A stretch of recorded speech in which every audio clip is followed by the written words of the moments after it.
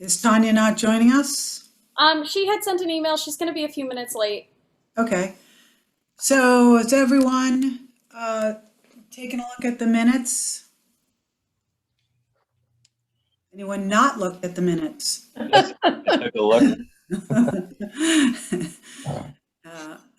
Uh, I'll motion to approve the minutes from the previous meeting. I don't have the date. It's July's AEC monthly meeting. Yep. From July 8th, 2021. Do I have a second?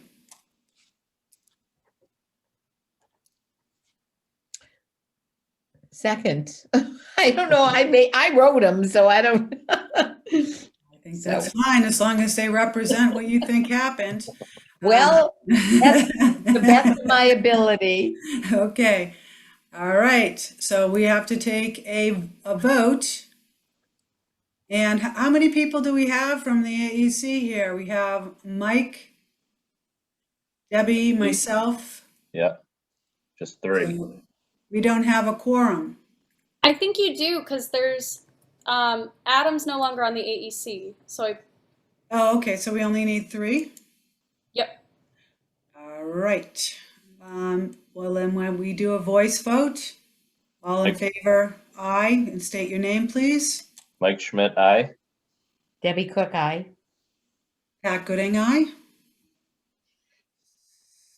Let the record show that this was approved unanimously, the minutes for July 8th.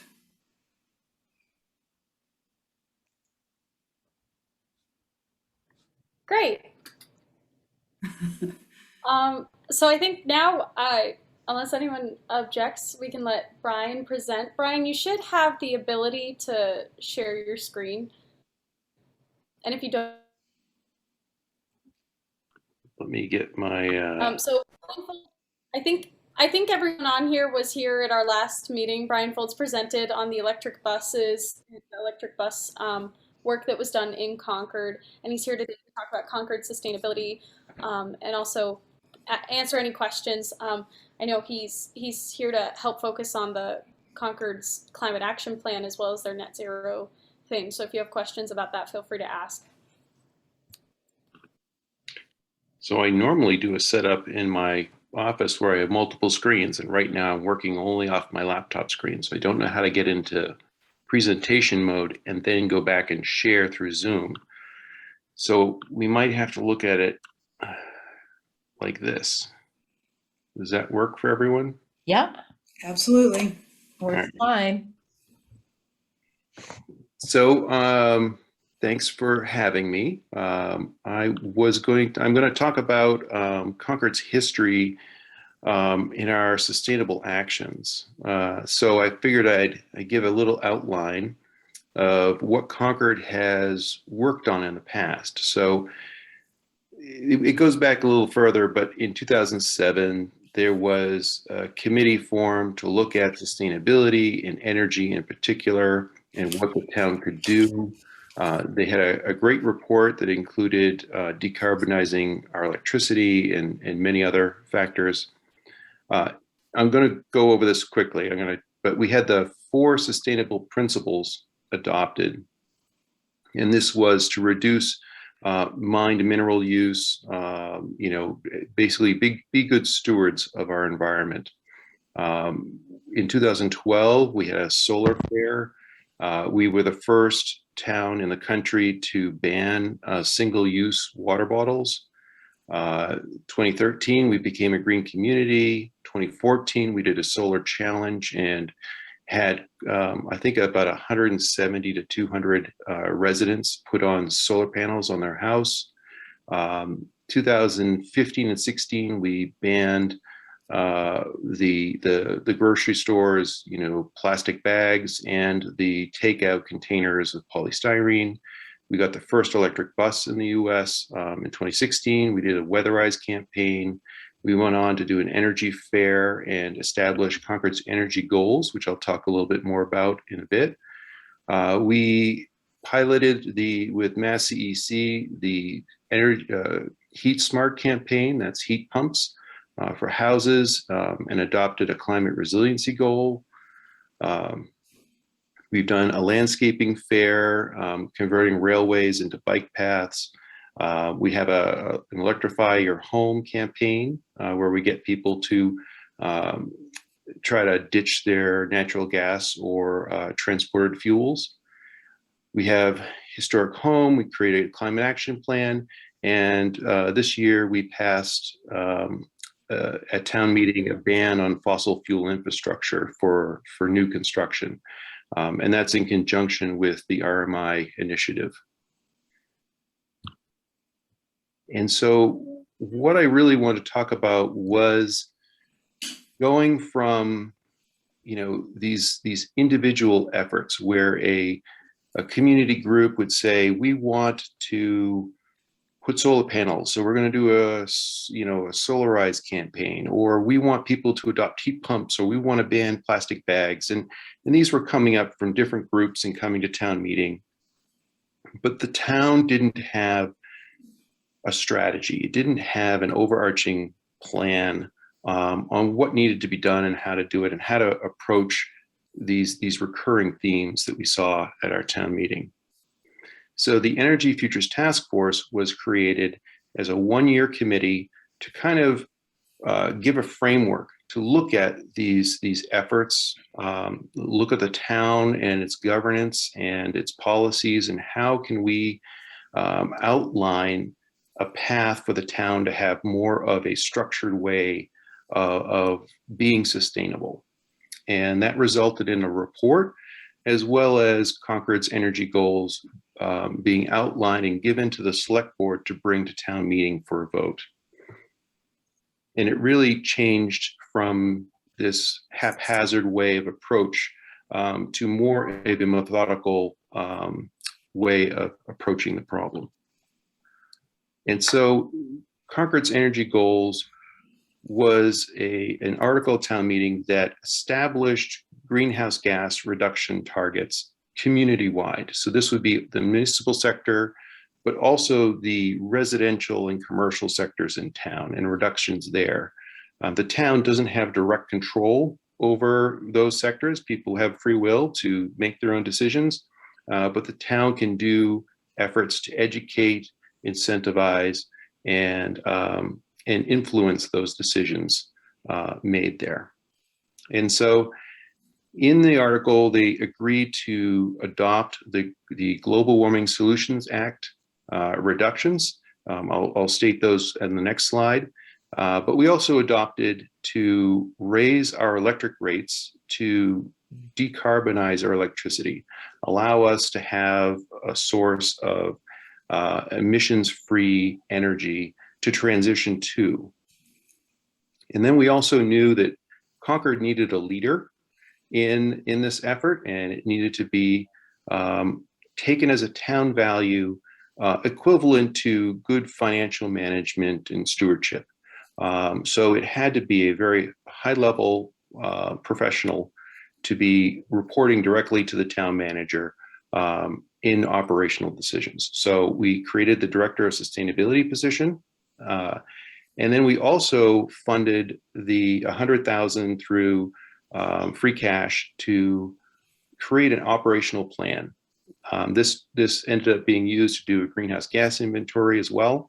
And when this article came to town meeting, we had everybody in the gymnasium, and there was about 850 people in attendance.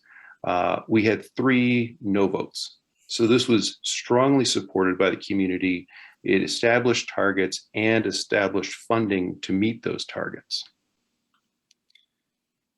And the goals that were set, these are the Global Warming Solution Act carbon reductions. This is 25% by 2020 and 80% reduction by 2050, as well as that agreement that we would decarbonize our light plants' electricity by 2030. And I am going quick because I can't see anybody, and I'm kind of talking to myself in my, my house. But this is where having a professional director kind of leading the charge on sustainability created this operational plan where we had outlined the problem with the task force, with the citizen committee. Then we hired the leader of the director of sustainability. They took on an effort to measure the problem. What are Concord's consumption of combustible fuels, or the greenhouse gas protocol scope 1, and what is our consumption of electricity, which is generally scope 2. But we couldn't quite get to a full detailed report on scope 3, which is the things that we buy and services that we take and their influence on carbon emissions. But with scope 1 and 2, we had measurement of how big is the problem, where is it located.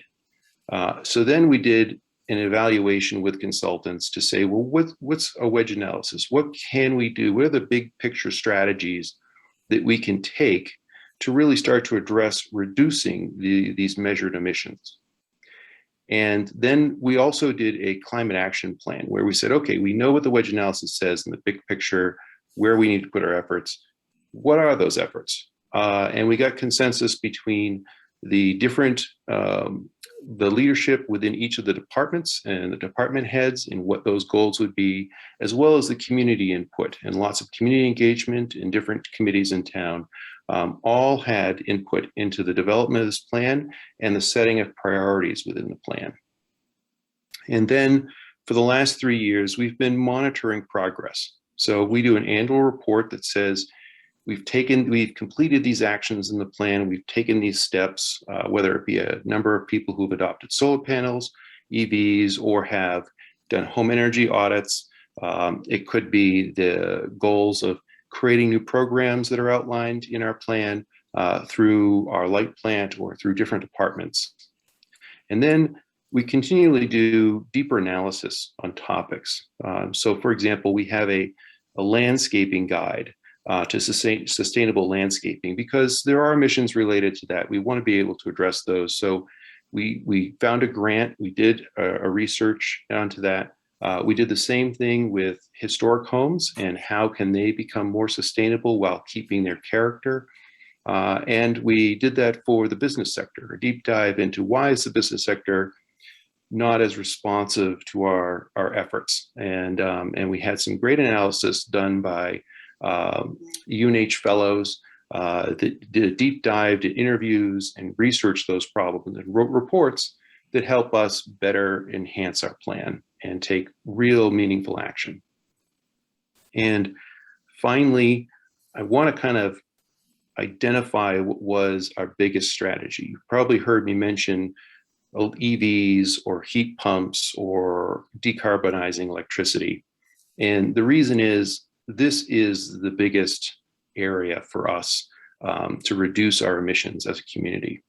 So between 2008 and 2016, there were many different little unorganized efforts that, they would pop up at town meeting. We do this effort or that effort. There was even $2 million donated called the Sawyer Trust Fund, where it helped the municipal sector research and implement more sustainable options. So if they replaced a boiler, if they needed insulation, if they weatherization of town facilities and things like that. But all of those efforts over 8 years was a 6% reduction. This outlines a scenario where we fully decarbonize our electricity, which is a 26% reduction. And then we move half of our vehicles to EV and half of our heating systems to electric. And that can see a 60% community-wide reduction without changing how we live, which is very important because most people don't want to do conservation efforts, or if they do them for a short period of time and then go back into their old habits.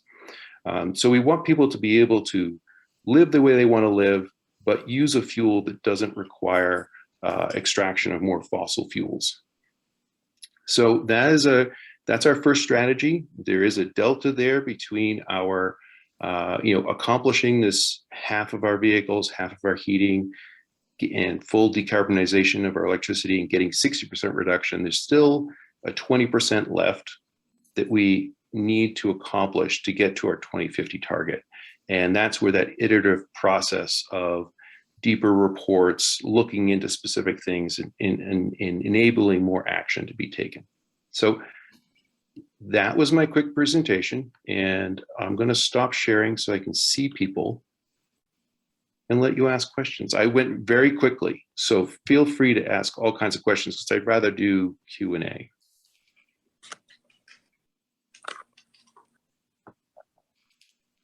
Have you done anything, Brian? This is Pat speaking, Yep. with the 20% yet to identify what that last 20% is comprised of, or is that still in progress?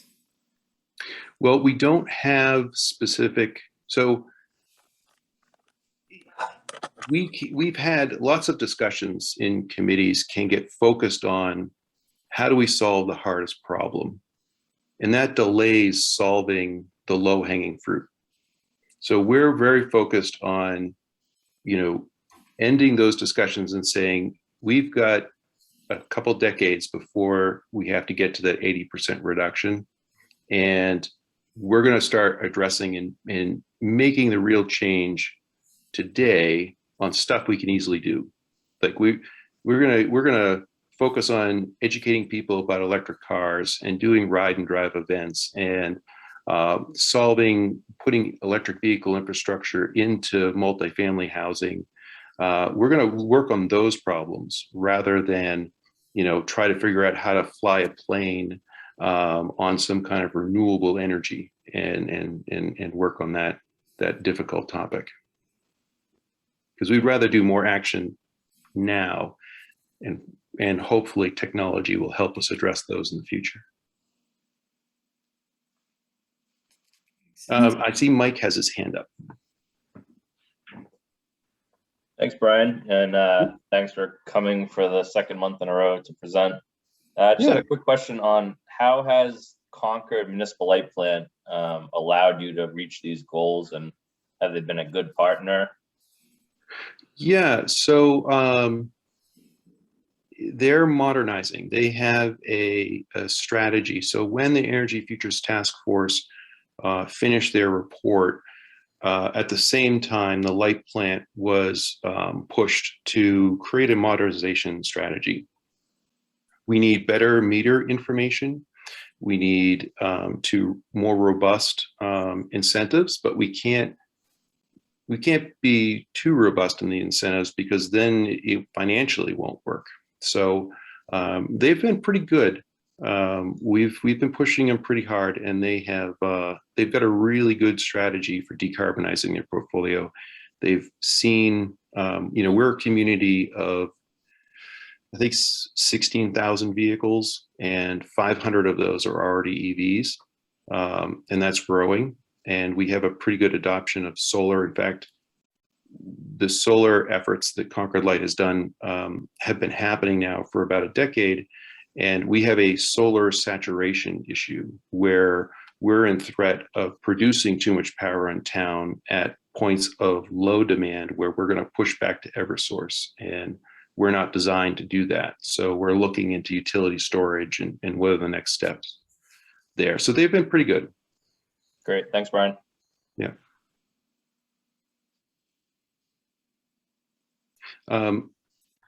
Tanya. Yeah. Hi. Sorry. Of course, my dog starts barking right when I'm about to talk. So, Brian, can you tell us what was the marketing or the socialization? How did you get such a almost unanimous support for what you proposed at town meeting?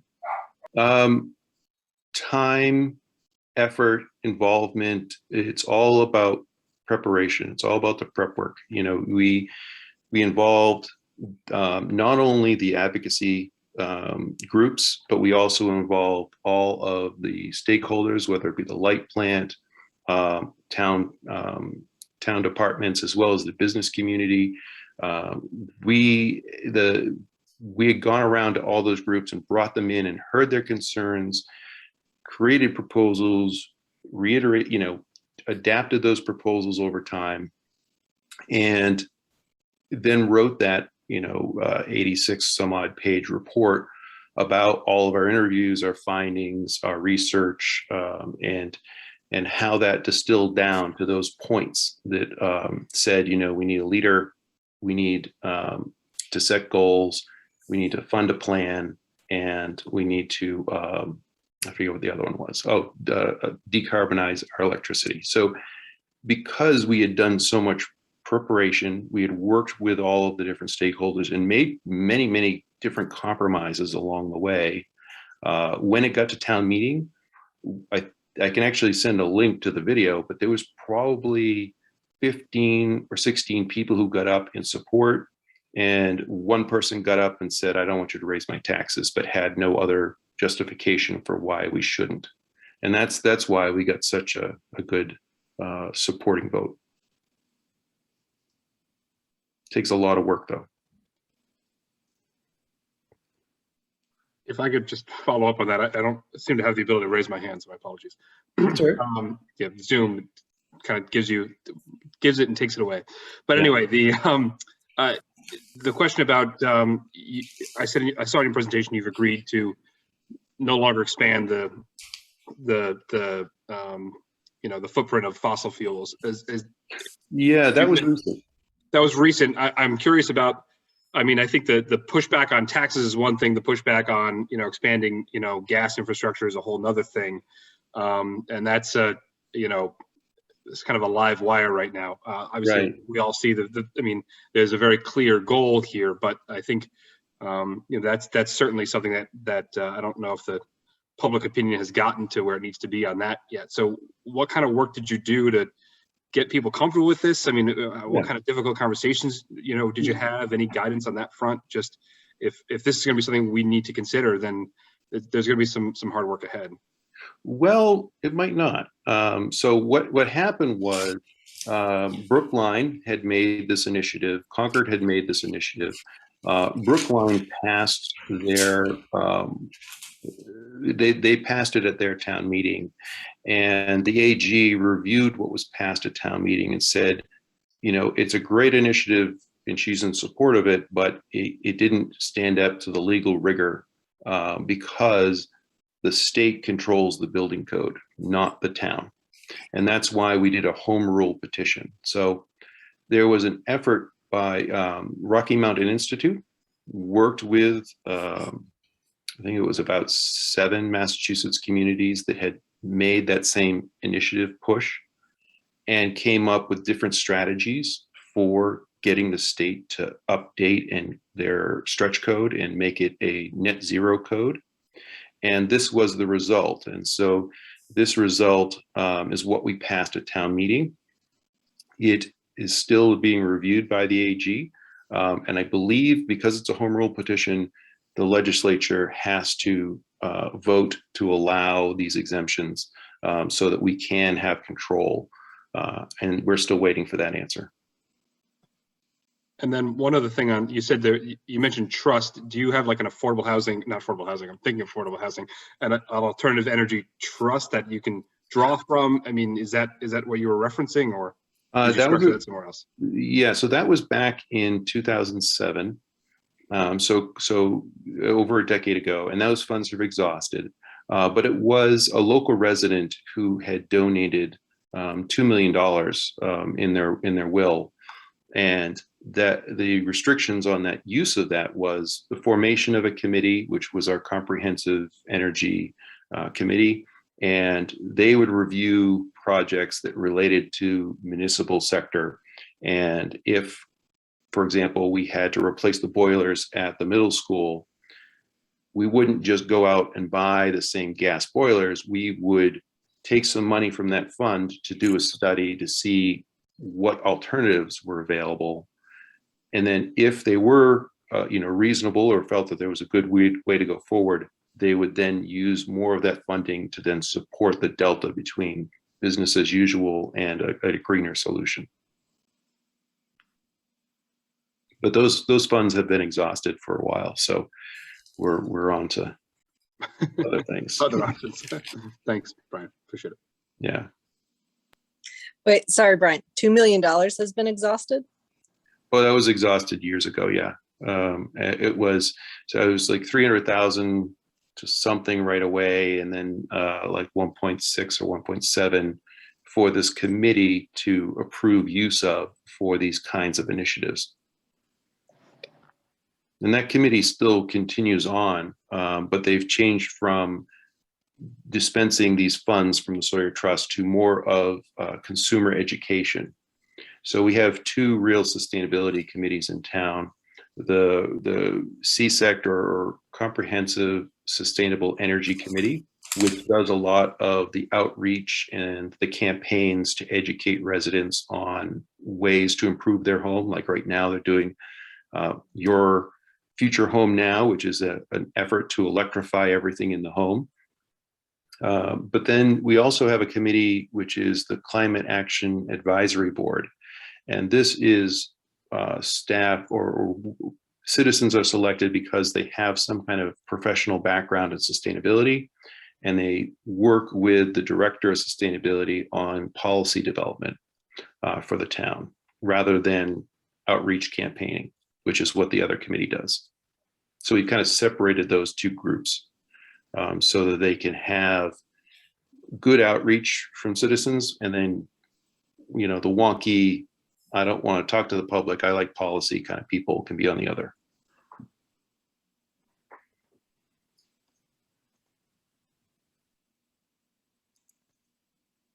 Any other questions? I'm full of stories. It's been a long time. You guys have done so much. It's incredible. Yeah. I see, well, Pat is on the committee, so I'm going to ask Pat first, and I'll go to Laura after. Yes, Pat. Hi, thanks again for coming, Brian. Really appreciate all your insights. So in addition to, or this is really a question, does Concord have a master plan for the future that's broader than your sustainability effort? That sort of that is encompassing this effort as well? How does that so Concord has, they have a master plan that every 5 years they gather together a committee and they update that plan. And it's an effort of what will Concord do in the next 5 to 10 years, kind of visioning. The climate action plan is how are we going to address climate change in a sense of mitigation as well as adaptation and resiliency. Because even if Concord reduces all of our, emissions tomorrow, we're still going to see, the effects of climate change, and we need to start to adapt to that. So those are the two main planning areas. Thank you. Okay. Laura. Brian, the Hingham Climate Action Plan Committee that was approved at town meeting last spring has had its last member appointed, is about to get started. Would you be willing to come and give this presentation at their meeting? I can, as long as it can be the same one. Yeah, no, that's the one I want. So yeah, thank you very much. I literally made this presentation 2 hours ahead of this meeting. So. Okay, it's perfect for the job. Just, okay. Write Hingham and put the different date. Yeah. Thank you. Thank you, yeah. Steve, for inviting me to this meeting. So what, why don't you tell You're me, welcome. why don't you tell me what some of this committee's efforts are currently, and maybe Concord has worked on something similar. So I'll jump in here because we need to keep you to half an hour, but the Sure. next topic that we're talking about is exactly that, climate action plan and net zero targets. And Pat is going to lead the discussion on that. Okay.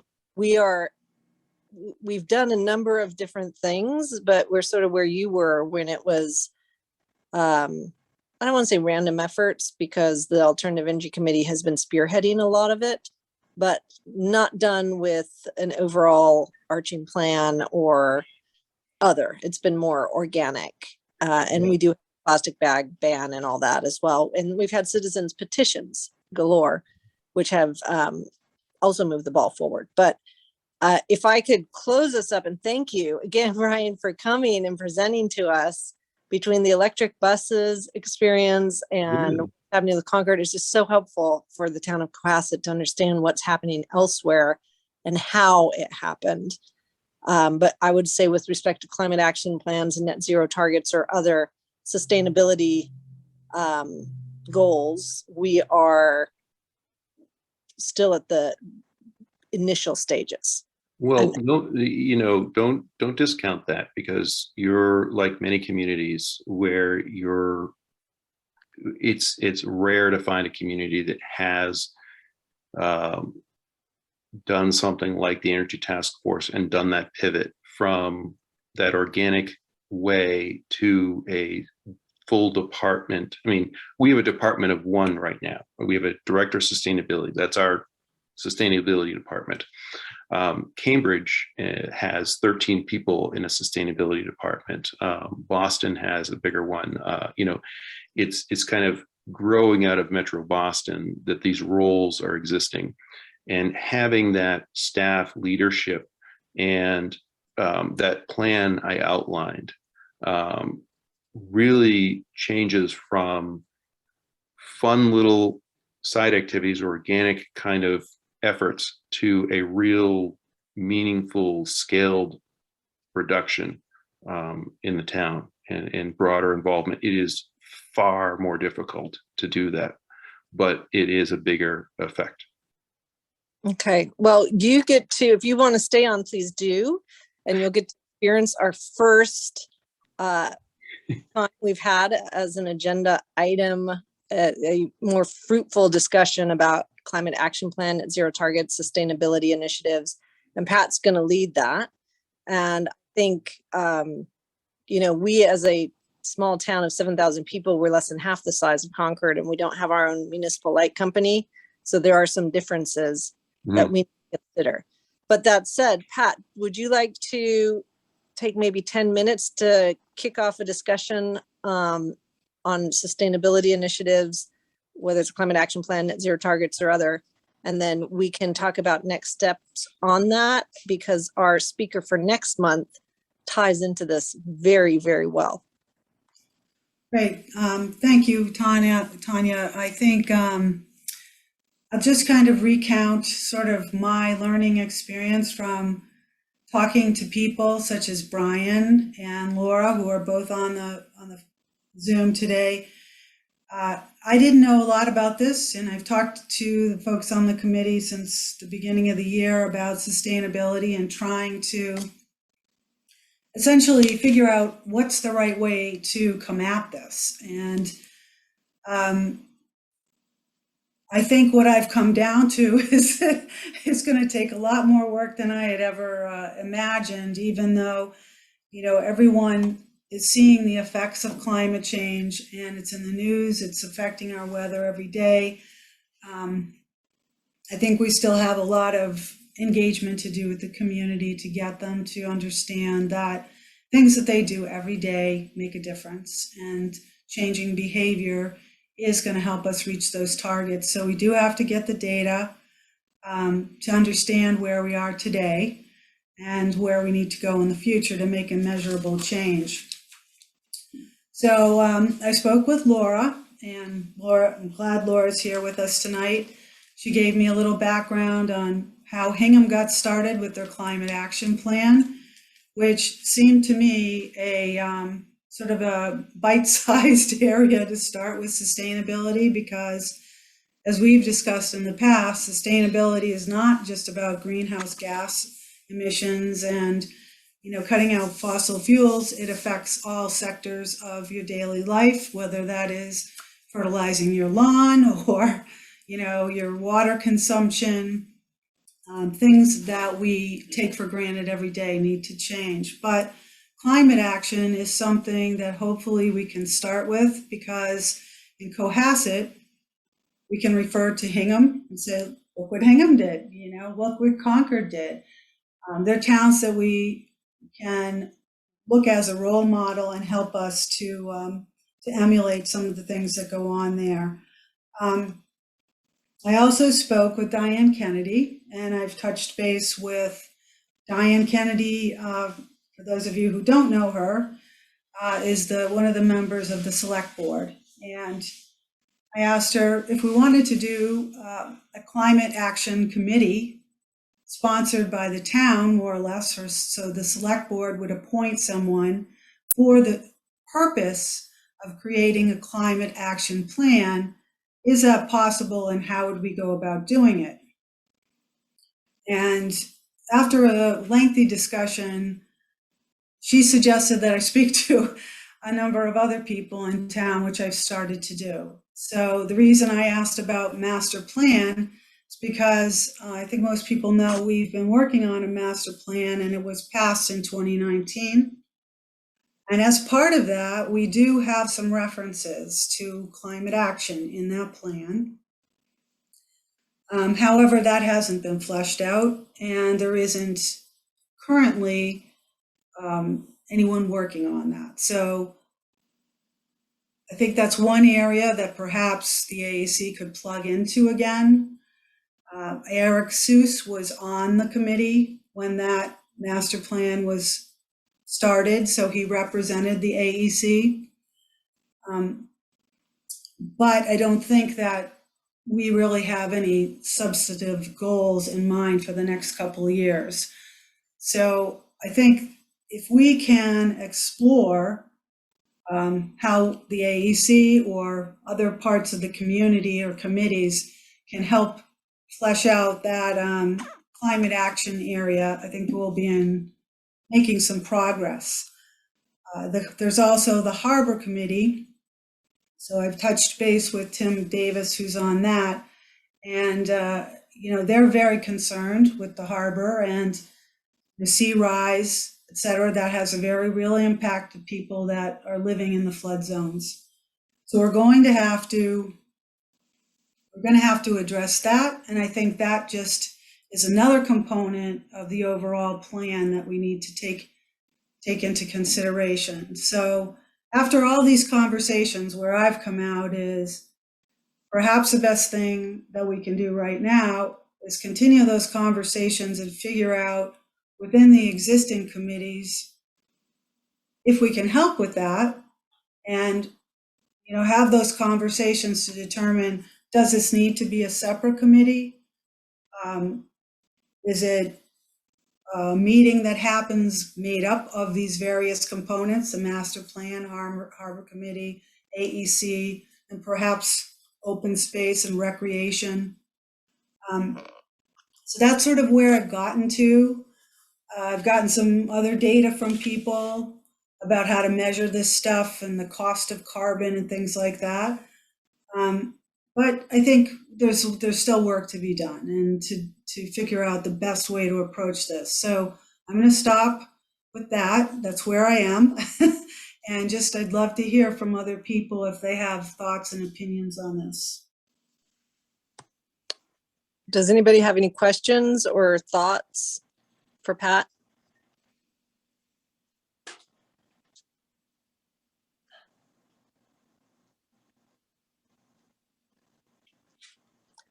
So Pat, I'll ask you this, if there are any other questions. So what would you propose is our, I love my action items in the minutes. What would you propose is the action item going forward? I know one action item for me, and anyone else who wants to participate, is to meet with Katie Dugan, who is responsible for the master plan, and talk to her about the priorities for the climate action section. There's actually, I think it's strategy 1.5 that almost specifically addresses this. She's not available till September, so I'm going to try to get with her in September and just talk to her about, where do they see this? I think they have so much to focus on that it's very difficult for them to get a lot of traction in this area. So figure out if that's something that our team can help with. And I think we also need to go back and look at grants. And I've talked to Brianna a little bit about this. I know, Tanya, you mentioned the MAPC has some funding. but they also have an sort of a, I don't know, a Climate Action 101 section on their website that tells you some of the things that you can start doing to build that. So those are the two things that I'm going to look into. And I just say I was on the first master, or actually when we redid the master plan the last time, I was on the committee. And the problem with the master planning committee when I was on it, and I assume probably will be the same problem, is that they're charged with writing the master plan, but then there is no mechanism for implementation. It's kind of up to, the various boards and people. It's just a blueprint basically, but there's no implementation built into it. So I think it's important to have all of these things put together. And I do think, we had our Go Electric meeting last night. It was just 3 of us that were there, but we talked about how important it really is to have some, some real support, especially at the town hall, and paid support. And my feeling is whatever we do, we should move towards trying to get, whether we share with another town a sustainability officer, because I think there's towns that we have mutual interests. Let's say Situate, who still has National Grid and that kind of thing. But I feel like it's really important to have someone who's actually on board, paid with responsibility, and can drive implementation. It's really hard to have just citizens, and different committees, because the implementation is a killer. Good point. Are there any other comments on this? Do you mind if I just jump in for 1 sec, Tanya? Please, Corey. Yeah. So, the master plan has shifted to the implementation phase, but obviously there were a lot of priorities that the town gave the master plan, and they're pretty fully booked on those things, especially because this year the select board has made a real push towards really kind of fixing a lot of zoning loopholes that have been kind of plaguing the town for quite a long time.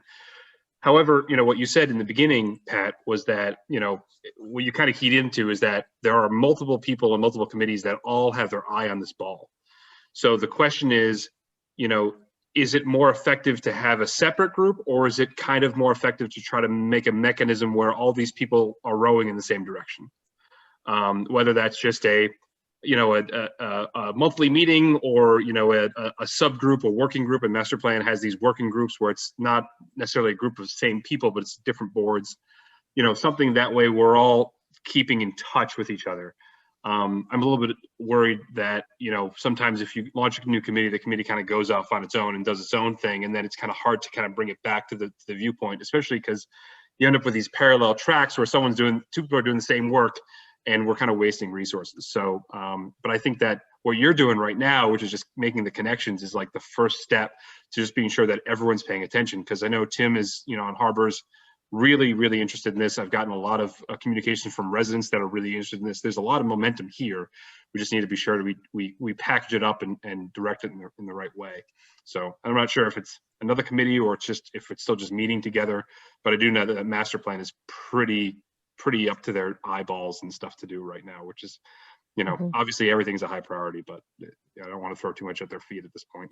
Yeah, Right. that's the sense that I got as well after reaching out to people, and that's kind of where I was, is, let's figure out what the right recipe is to get there, and just keep pursuing it and seeing what happens. Do you see that the implementation of this is the same people that are on the planning, or are there different people that are involved in the implementation of these things? In other, these subcommittees, are they made up of the same people that are on master plan, or are they bringing in other people from the community? Yeah, so the subcommittees are typically made up of like one person or two people from master plan, and then someone from planning or advisory or select board. So it's really these kind of like breakout groups. That would be another kind of way to think about it, I guess. And that, the issue is that once it gets roped to the bigger master plan, it kind of gets lost in the larger snowball.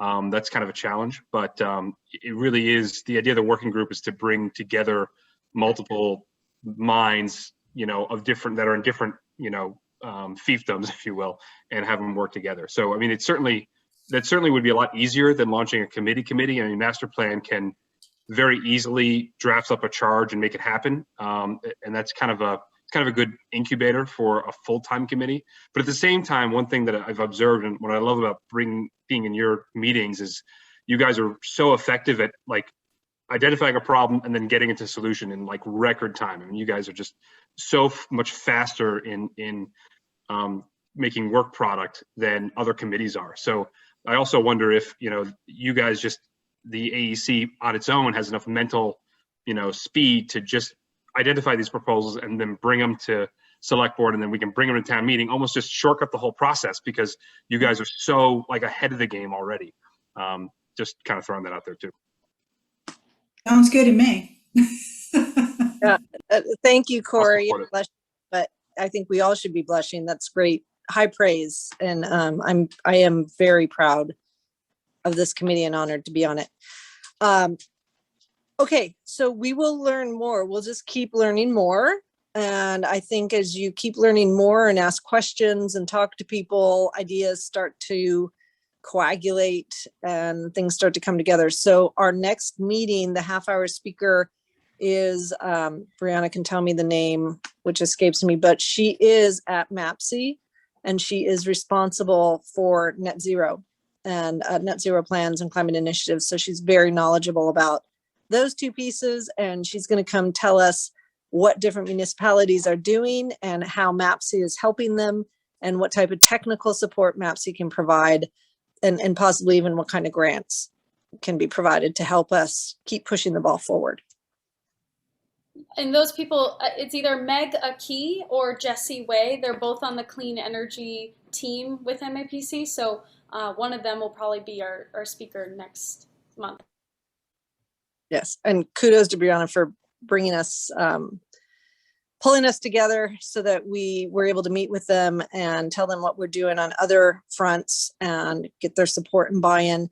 When we talk about the microgrid brick grant, you'll find that they are very much in support of this. But I think that there's a lot they can offer also on the sustainability side of things. Okay, great. All right, speaking of which, let's quickly talk about grants. I think everybody knows that we have been eyeing the brick grants through FEMA. And I'm going to let Brianna talk a little bit about what that's about and what just came out this past Wednesday. And we'll talk about who we've been talking to and what that grant might look like. And we would be bringing our proposal to the select board on the 24th of August to get their approval to establish a grant committee, a townwide grant writing committee that would include representatives from all of the affected committees, including ourselves, ideally in the lead, capital planning, school committee, advisory committee, others. And so before we get into that, Brianna, do you want to talk about what the status is of the brick grants and give us the full name and who's doing it and how much money there is in that whole 75-25? Sure, yeah, so we're applying in fiscal year 2021, and the BRIC grant stands for Building Resilient Infrastructure and Communities. It's a program that just today I got the notice that the full $1 billion is available for funding, which is great. They're going to be prioritizing disadvantaged communities, which we may or may not be, depending on our qualifications. There's a whole list of what makes you a disadvantaged community, and one of those is like your vulnerability to flooding and climate change. The priorities for the program are to incentivize natural hazard risk reduction activities that mitigate risk to public infrastructure in disadvantaged communities, as I said, mitigate risk to one or more community lifelines. Now, community lifelines are different things, one of which would be energy and energy resiliency and power, which is what we would be pursuing the BRIC grant for. So we're looking to use the BRIC grant to help fund our microgrid efforts and our microgrid concept.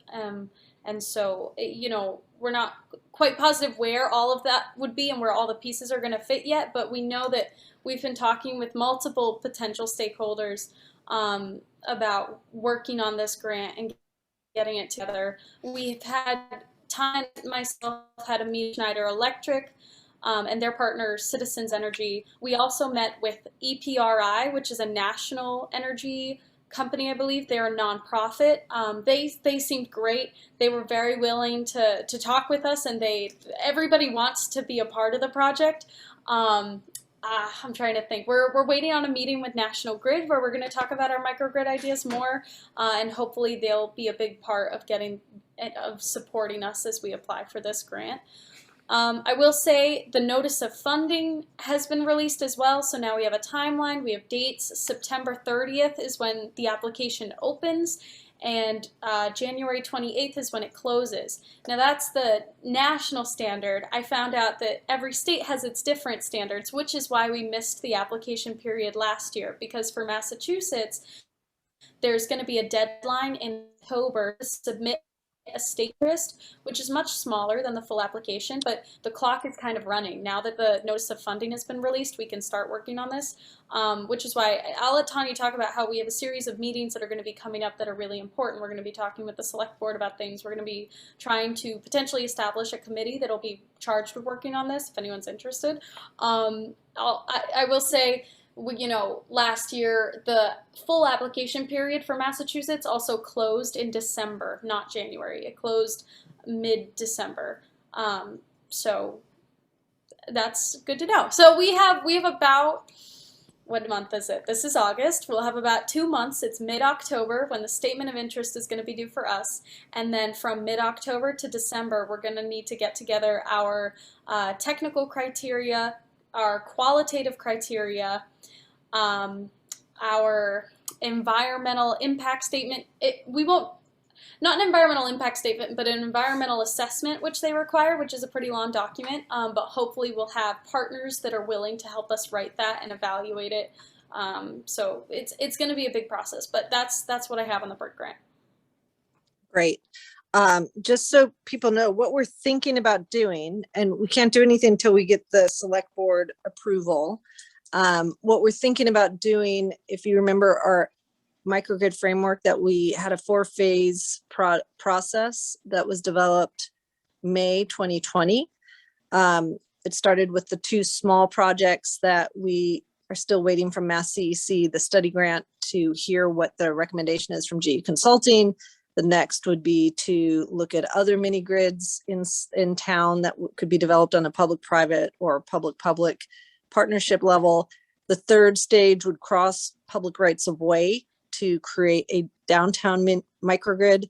And then the fourth stage is a townwide muni grid where the whole town can be taken off of the grid, can be taken off the system, islanded, and self-supply. The benefit of that is the reliability and resiliency is huge. It means if there's a Hurricane Sandy or some type of disastrous event, we, the town of Cohasset, would be able to still have power. We'd still have energy. So we developed this sort of 4-stage process, and we are marching down that path.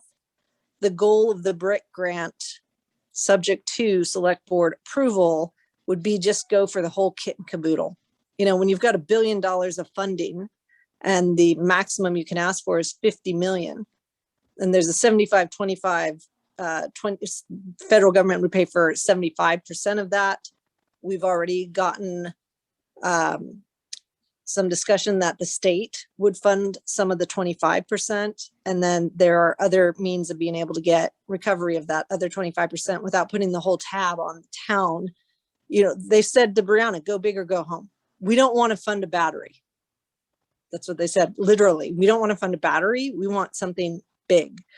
I think we're positioned to do it. I think we are vulnerable. We are at the end of the line. It's very apparent. And so we are talking to the potential partners. To the extent we do this grant and we get the approval from the select board to do it, there'd probably be 9 logos at the bottom of the grant submission. And Brianna talked about some of the people that we're talking to, but the 2 key players right now are National Grid. We need to understand what they're willing to do. Are they willing to look at a stage 4 townwide islanding process? Or do they want to keep us to a smaller project? They are in the driver's seat with respect to that decision. And then the second is the select board. What does the select board want us to go after? And we've very clearly gotten the message from the select board that we need to understand and we need to create a proposal for reliability. I mean, people are tired of the power going out. They're tired of not being able to be on their computers. And as Delta comes up and maybe the Lambda, we're still virtual. And it's very important. And as we get more electric vehicles, we're still going to rely on electric. And if we electrify everything, we are not going to have a diverse set of energy sources. So it's going to be important to be able to self-supply.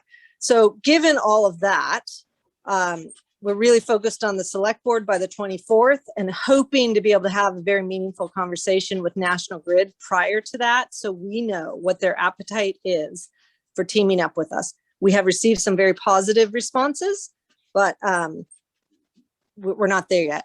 So we will see, but that's been happening in the background. This is sort of lining up all the ducks, presenting it to the select board and saying, do you want us to pursue this? Chris Senior is supportive. We've spoken to him. Capital planning or capital budget is supportive because, some of what we'd proposed, we have to do anyway. So I think it's exciting, but it is a process and we're moving down the road, but there's still a long road to hoe. So any questions on the BRIC grant? Do you have an estimate, Tanya, of how much you would be applying for yet? Or is that part of the process? Yeah, that's part of the initial process, and it really is going to be driven by what does National Grid want to do. It's just, what's their appetite? Interestingly, why EPRI is so important is they can provide funding. They have a lot of the technical expertise. They are funded by utilities. And so there are other utilities that would want to know what the answers to our questions are that we're going to pose as part of this BRIC grant. We'd call ourselves a demonstration project. So it really is going to come down to, again, those 2 things. What is National Grid willing to do? And what does the select board want us to pursue? And the amount that we ask for is going to basically be tied to those 2 parties. Have just a follow-up question to that. Has anything like this been done in another community that National Grid provides service to, that they've tried to apply for one of these grants? And do we have any sort of history on what the response might be? So we know what the grant proposals were last year and who won. So we are looking at those projects to get a feel, but there's not a single example of what we're trying to do out there today. There is no community that can be islanded off completely at will and self-supply. California is moving to do these demonstration projects. And I think some of the California towns received grant money last year to do this because of the wildfires. They're getting knocked off the grid, not on purpose, but because of the fires. So the microgrid initiatives in California are, no pun intended, hot and heavy. I mean, they're really going forward. Microgrids are a huge initiative as part of the infrastructure bill. And this $1 billion to look at this is there's a component very focused on microgrids. So the time is ripe. The technology already exists. EPRI has already done studies. Nobody's pulled the whole thing together. And our pitch to everybody we've spoken to, and they've gotten excited about this and the possibilities, our pitch is, we are a tiny town. We need less than 20 megawatts. That's one reciprocating engine. And that could be fueled by hydrogen. You know, I mean, there's just a lot of possibilities. We have enough bids for solar combined with battery that we could supply 1/3 of the energy needed by this town over the course of a year. And we have a data, thanks to Corey, to understand what the backup generation already is. So we could create virtual power plants. So it's a very ripe time to be able to use us as a demonstration project. In the process, we'll answer a lot of questions. The town, ideally, will have reliability and resiliency at the end of it. And if we don't, we will know what one path that we think we could take, why it would or would not work, versus a municipalization, becoming our own municipal electric authority. And it may be that as we go down this path, that is the only way to get the reliability and resiliency. So a lot of unanswered questions, but I think things are converging, and a lot of interest in being able to understand what a town needs to do to be able to do what we're proposing. But great question. Anything else? I just want to mention, thanks needs to go to Angela in the building department because she was the superhero for that list.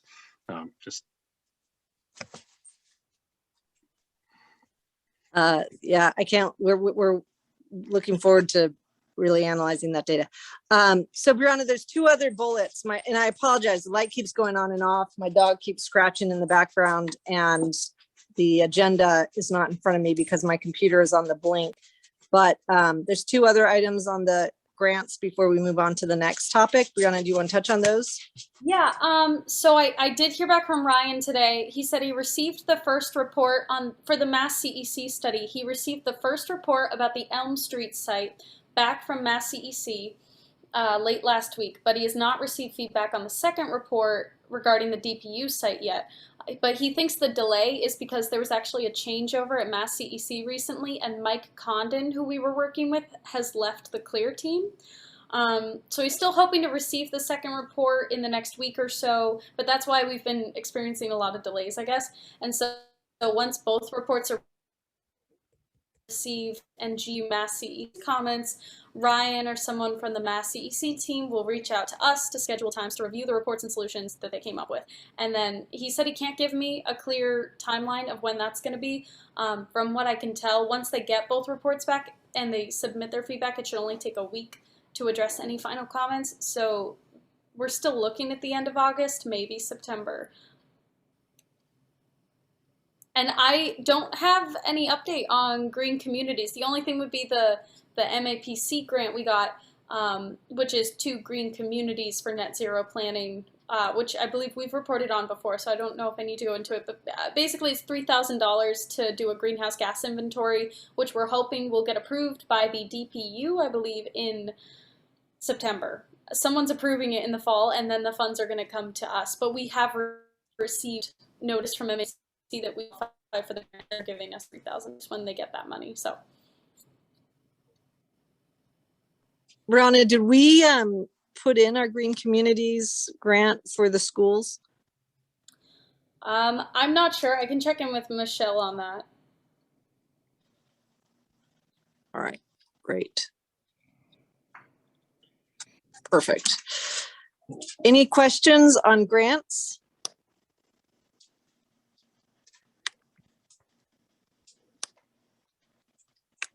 All right, so on to the next topic.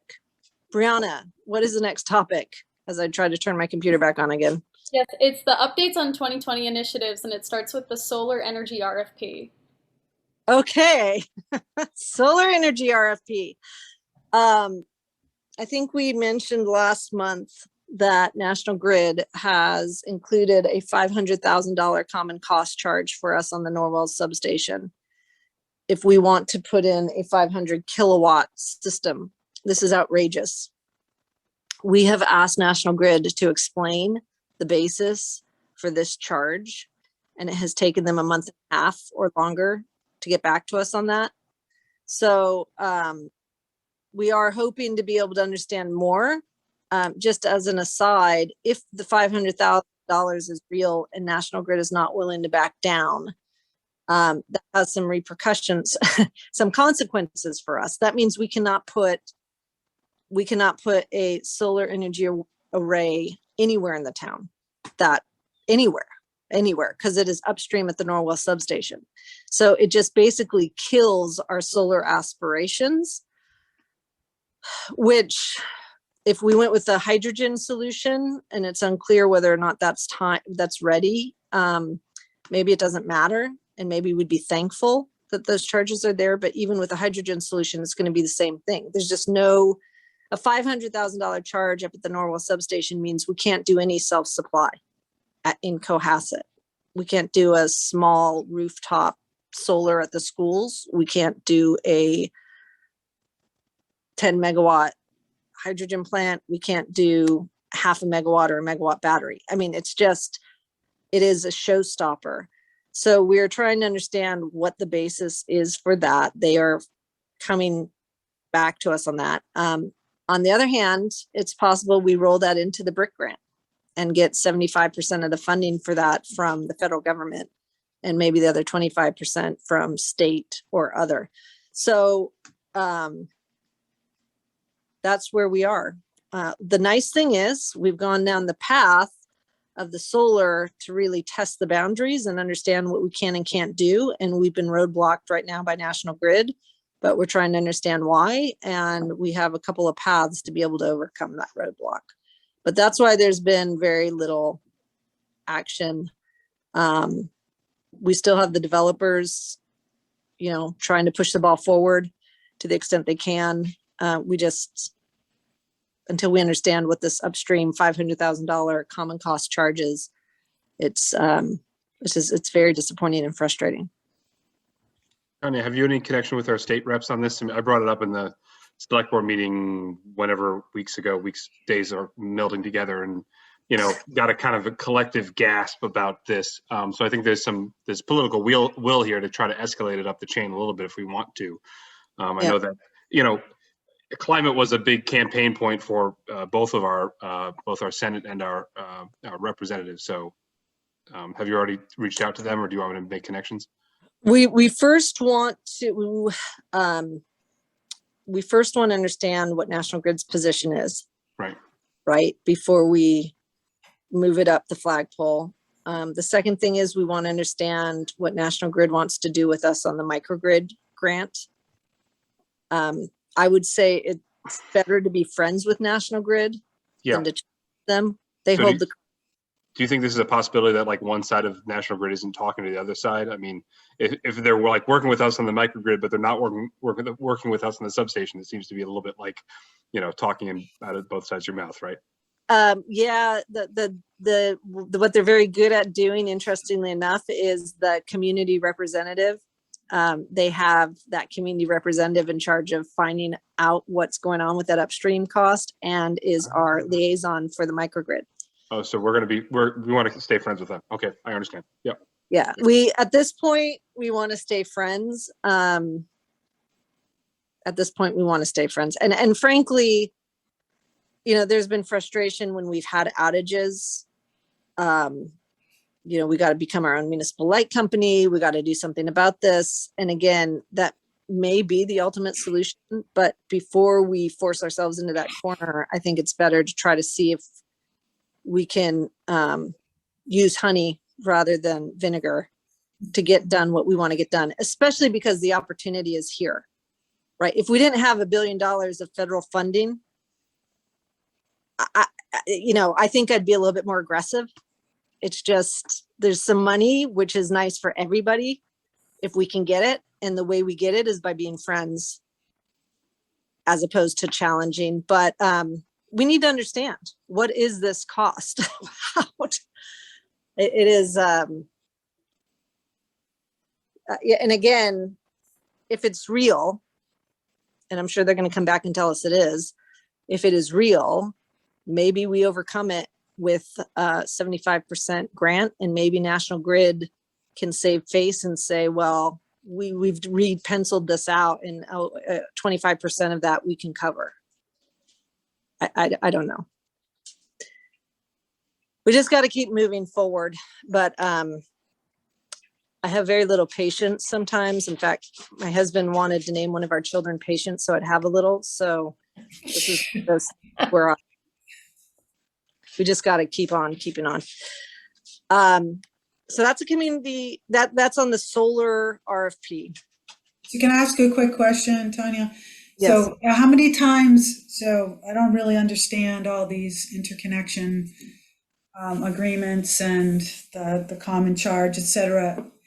How many times will we have to go back to the National Grid well? Should we want to do the solar plus the microgrid? Could it be $500,000 for the solar to get it, set up, and then them come back and say another $500,000 to do the microgrid portion of it? I think, is it the case that we have to hook in two places, or could you talk a little bit about that? Yeah, the answer is anytime you want to put anything on their system, we have to go to them and they have to do an interconnection study. And that looks at their entire system, not just, for example, connecting from the schools to Sawyer Street, but what the impact is all the way back up the rest of their system, even possibly onto the transmission side of things.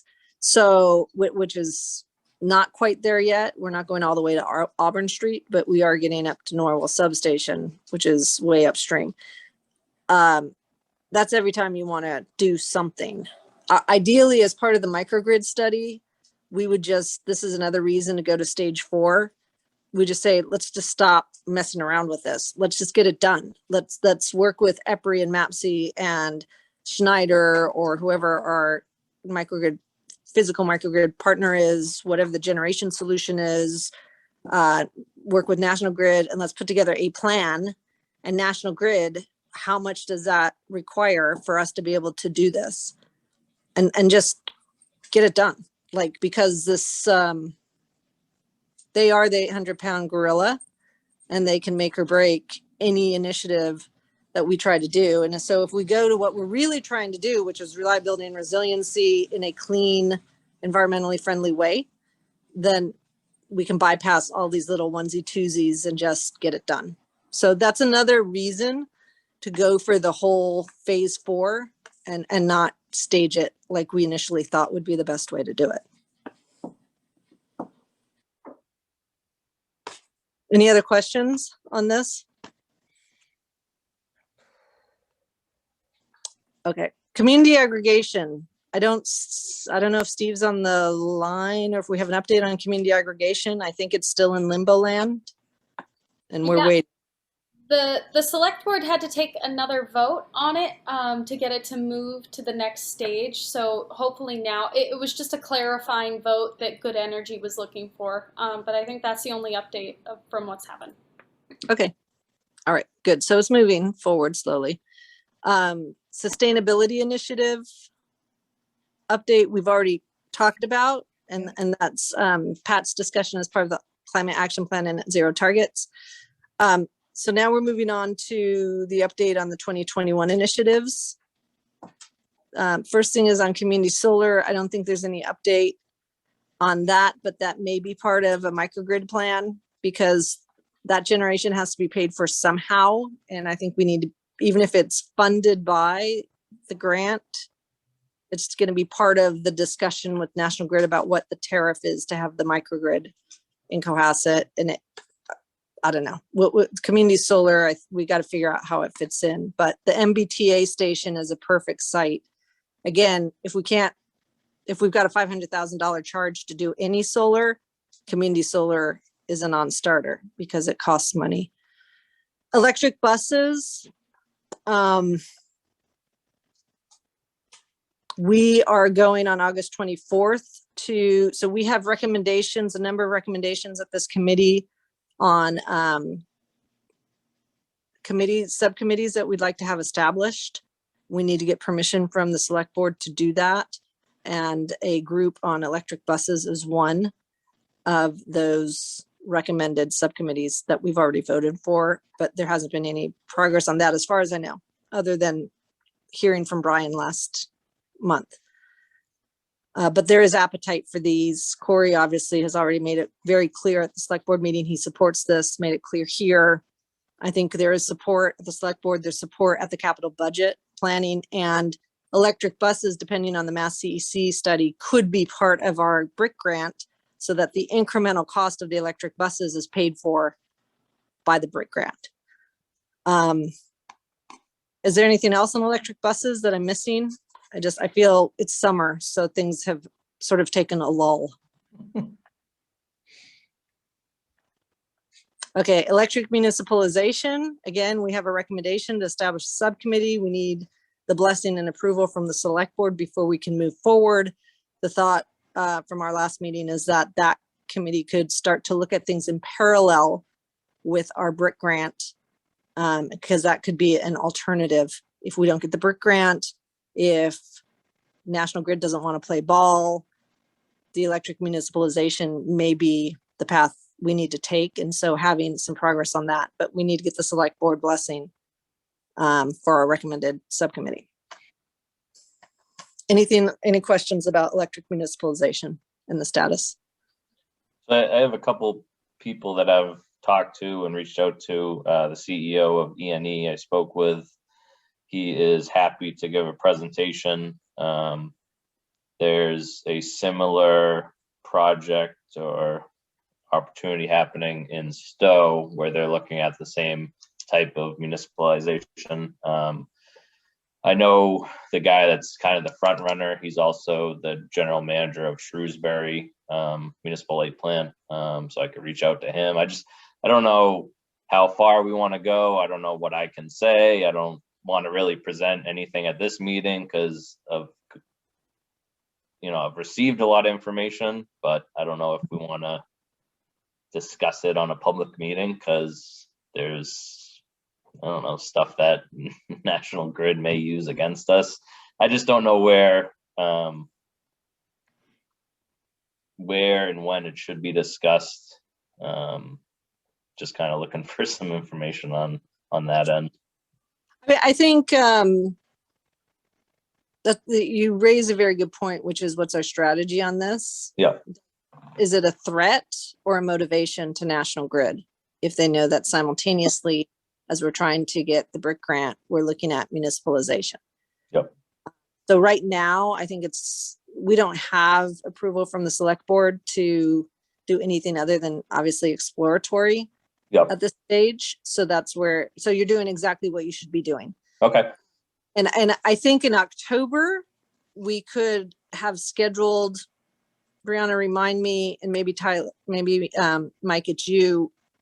Don't we have somebody lined up to give us a presentation on what they did to go from a utility service territory to their own municipal light company? I'm not sure. I'm not sure, but I know next week we have a meeting with the general manager of Shrewsbury Electric. Oh, that's okay. Chris Roy. Yeah. So he's heading up the municipalization in Stowe.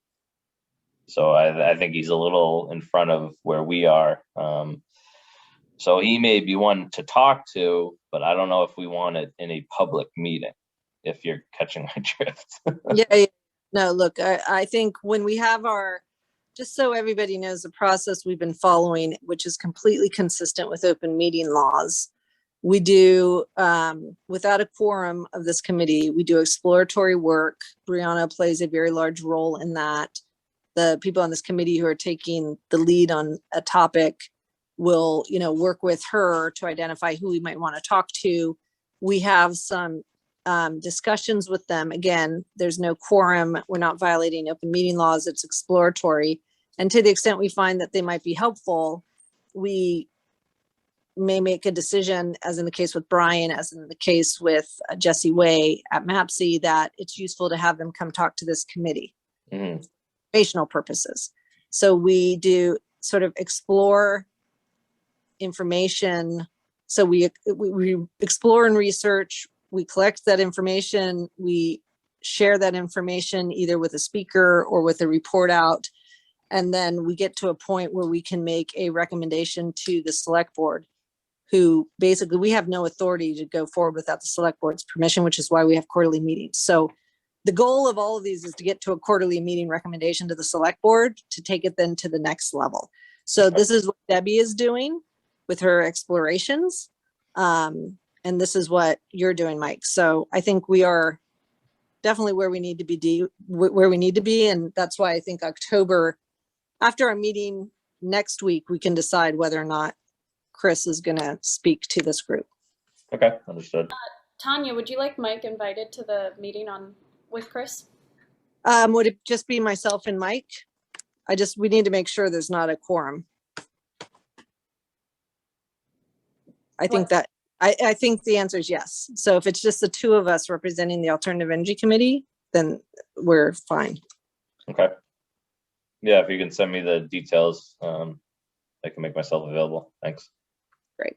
Perfect. And thanks, Mike, for all your help and all the research. And we can't wait until you tell us what you're finding out.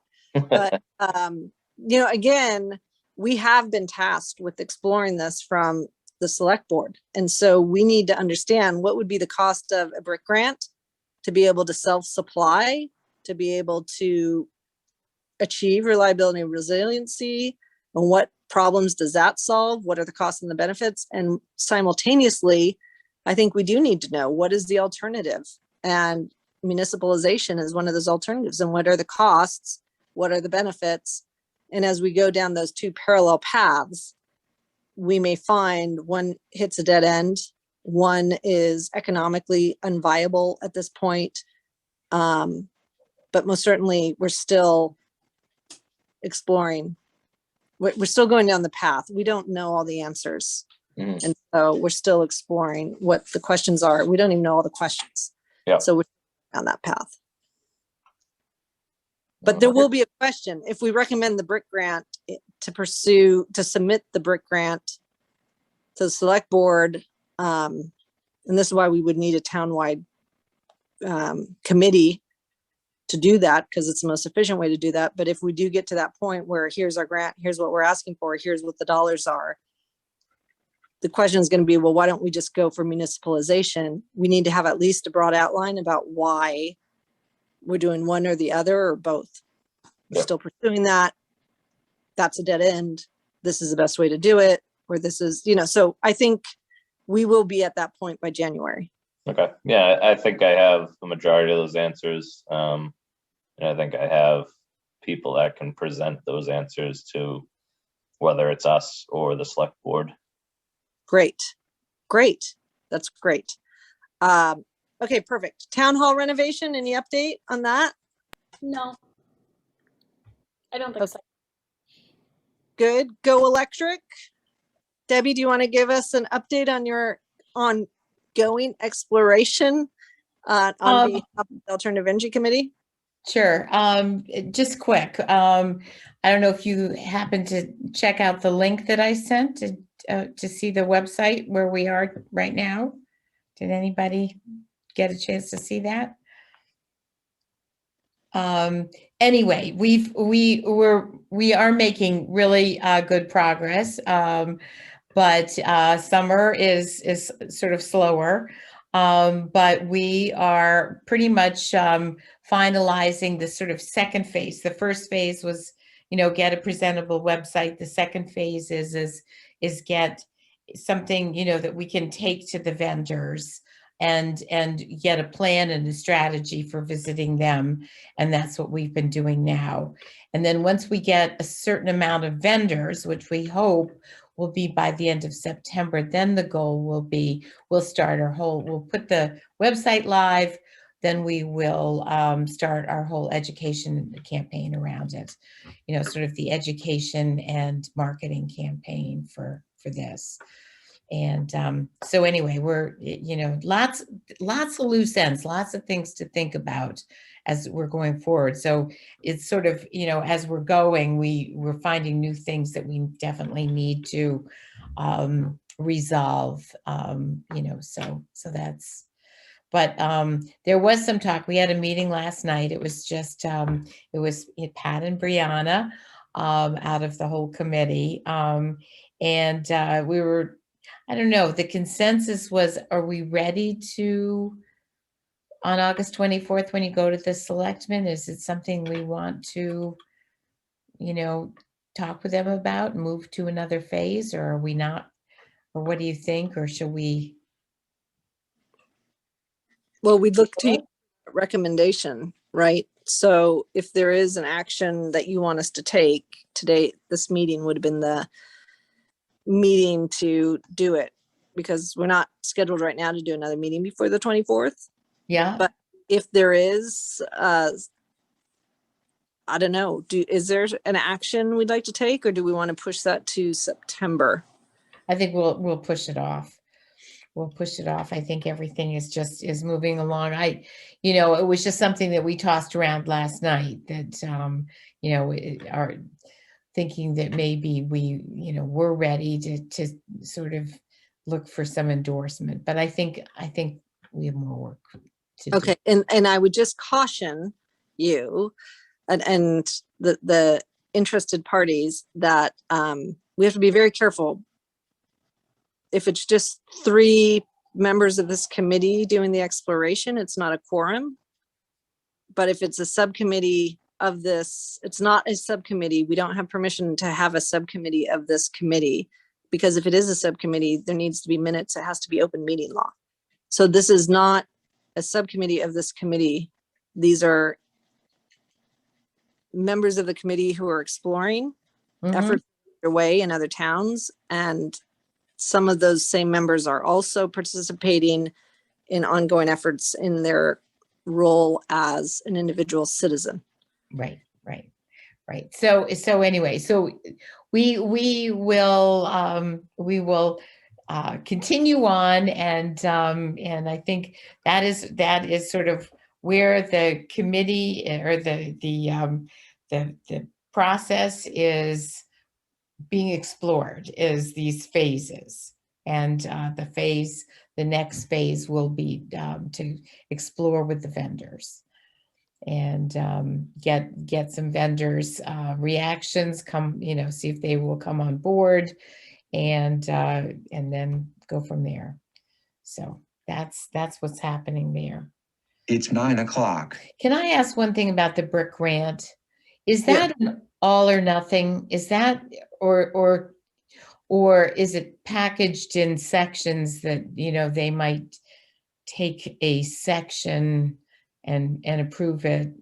Or how is that going to be submitted as an all or nothing? There are sub applications, so you can submit separately, but I don't know the structure of them, so I don't know how it works exactly. I'm not sure what qualifies as a sub application, if that means you can break up like pieces of the project, or if it means that like certain categories are sub applications. I mean, some of the things we've been talking about, you know, on the surface may not seem related, and might, you know, it would be if something would sink the whole thing. So I don't know. I just was wondering if that was, because it seems like we have a lot of things that we, you know, are riding on this. And if So, and I just want to make sure I understand, when you say we, you're talking about the Alternative Energy Committee? I'm talking about the town. I'm talking about some of the things you're talking about, you know, for example, weren't you talking about school roofs and, you know, putting in all kinds of components into this, and I didn't know if it was an all or nothing. So you can, as Brianna said, it can be structured however we want. And so how we structure it is going to depend on, first of all, getting permission from the select board to develop a grant proposal and team up with other players to do that. And then the next consideration is what in that group's wisdom do they think we should do? So it's allowed though to have, you know, sort of subsections or something, so you don't, You don't, you don't have to face an all or nothing situation. Yeah, I mean, frankly, we could organize it as our phase 1, phase 2, phase 3, phase 4, right? We could have a phase 1, take the Mass CEC sites and ask for the grants to fund that. That's phase 1. The next phase would be to not necessarily have a bunch of mini grids, but to maybe talk about the generation solution, which could be to develop the schools, which aren't in those first 2 projects. As an emergency response center, we'd have to have a battery, we'd have to develop the roofs, we'd have to update the roofs early. We could then put solar on that. So that might be our phase 2. Phase 3 would be link everything together with the agreement of National Grid to a downtown mini grid. And then phase 4 could be have enough to be able to take the whole town offline whenever we want. And that's the taking the whole town offline is attractive because we could get at least $500,000 a year in capacity payments from the ISO New England to do that, right? A couple hours a year, we take the whole town offline, and for 17.5 megawatts of demand reduction or load shedding, as far as the ISO New England transmission system is concerned, we would get paid $2 per kilowatt month. At least that's the lowest price it's been in the past 15 years. So that comes out to be about $500,000 a year. That could be part of our 25% funding. So each of those stages has different revenue components to it, or cost sharing components and costs. And we just have no idea right now how we would structure it. But we have the template if we want to do it as an all or nothing, and we have a template if we want to do it as a 4-stage process.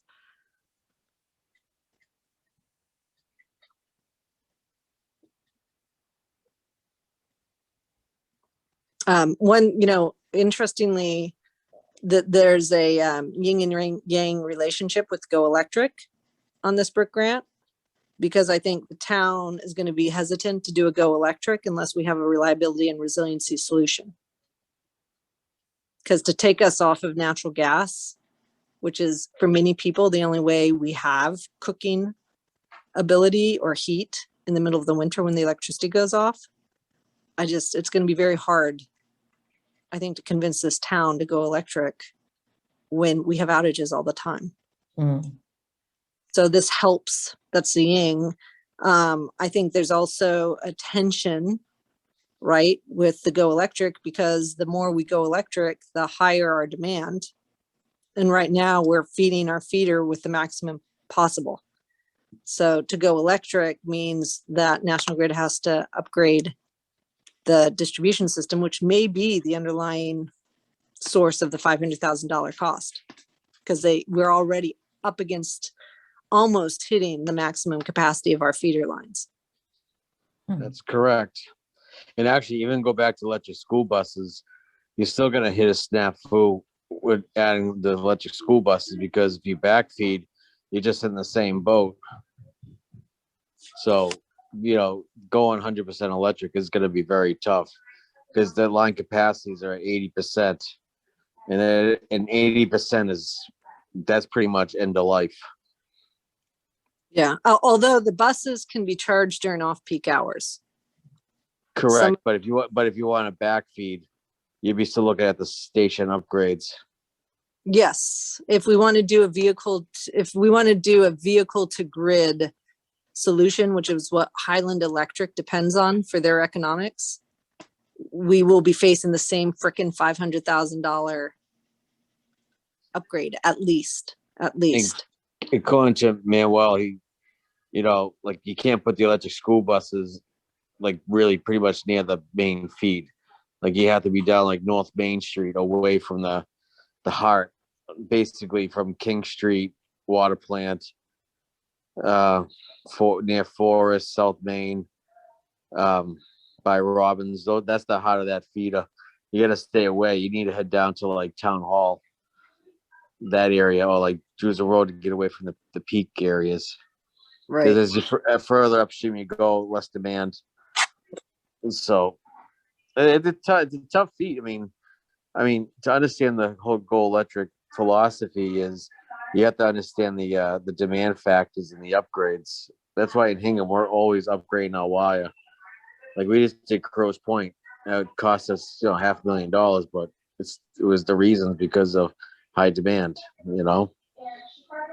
because, Grid and Eversource, and Mike could speak for Eversource, they'll let this thing burn down before they replace it. Well, this goes to the municipalization too. So I guess, again, Correct. they're all interrelated. And at the core of it is what's the physical infrastructure on which this town depends for energy. And Like the towns that would go green, go electric first would be like Hingham, Concord, Hull, Braintree, because we can add substations, we can add all this stuff because we'll have internal capacity. We have no one to tell us no, To that point, Tanya, if we're going in the full enchilada for the microgrid, does it make sense to apply for the municipalization if we have the data to do it? And what's the downside of asking for everything all at once? I mean, I hear the national grid issue, but if we applied for it and subsequently figured out it was not feasible to do it, is there an issue with that? You just don't get the money, right? You don't use the money. right. So if we apply for the BRIC grant, the process itself of applying for the grant and the relationships that we will build is worthwhile in and of itself. And the information we'll discover is worthwhile in and of itself. So that even if we don't get the grant money to pursue it, it's still a useful process. The municipalization, you'll find, Pat, this is very similar to the sustainability. Like when you're sitting where we are today, it seems like it would be easy. And yet, as you start to peel the onion back, and we'll start to hear this from Shrewsbury if they come and present to us about what they have to do, it's a 10-year process to become a municipal light company, and it's very expensive. So we have to explore it because we need to understand it, because the first political question we're going to get from anybody except for Corey is going to be, well, why don't we just become our own municipal light company? Right. And we need to have an answer, and it needs to be simple, and it needs to be correct. Got it. Hey, Tanya, can I ask you one more quick question? Mhm. Jude Justin, I know she was a head of DOER, then Amoresco.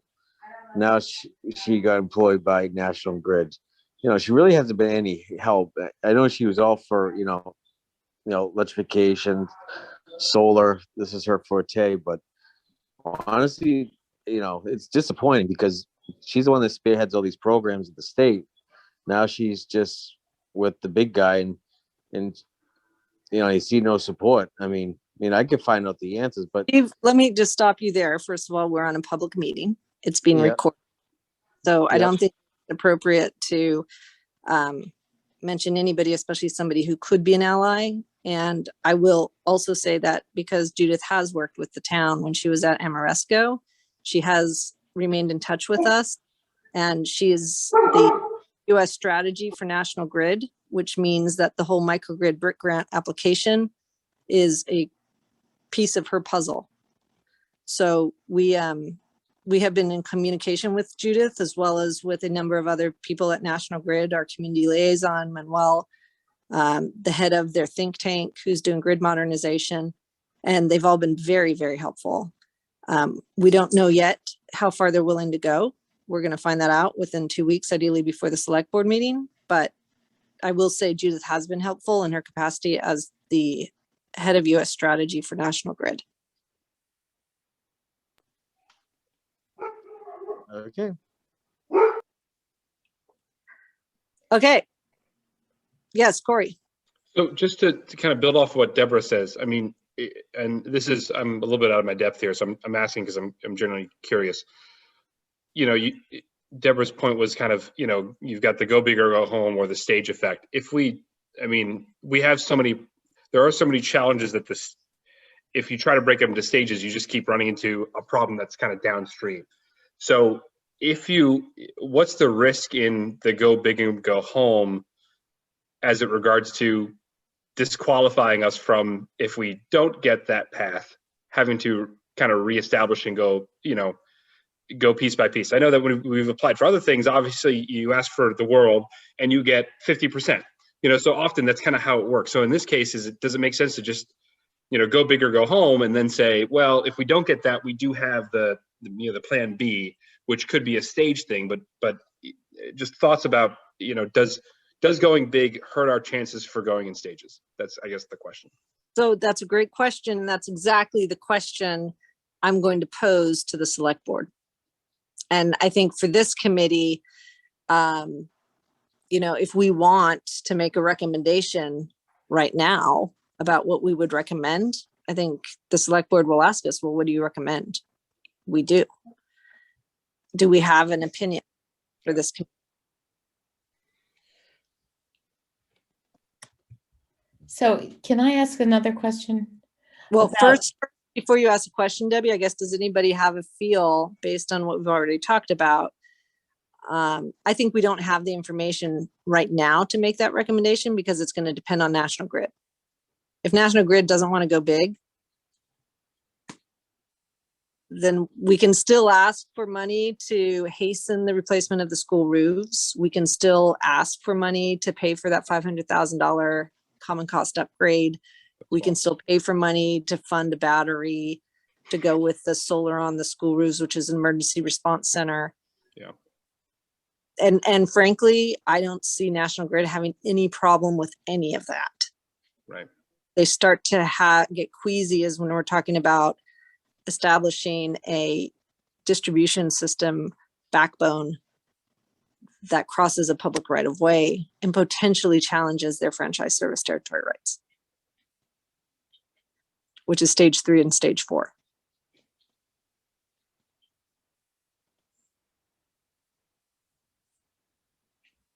I don't know if anybody has any other comment, or Debbie, if we can move to your question. Yeah, I do have, I guess I have several questions. When you talk about the phases, are those subsequent years of applying for the grant? Or I'm not quite sure what how the phases would be staged in the BRIC grant. If we decide to do it as sub-applications, as Brianna says they allow for, then we would have each stage as a sub-application. It would be dependent upon receiving money for the other sub-application. So they're embedded. Okay. All right. And let me say, the reason we might want to do that is when we calculate out what the town's responsibility is on the cost sharing, we may be able to move the ball forward and with little cost to the town. And then all of a sudden there's a bigger cost that's going to require buy-in, and it just may be more difficult. Again, we're trying to get as much of that 25% cost sharing funded by others, but there will be some contribution from the town. And Brianna's time will count. Our time will count. I think we could argue early replacement of the roof should count. We can argue that on the buses, our contribution should count. So, I don't know if they'll accept that, but we can argue that.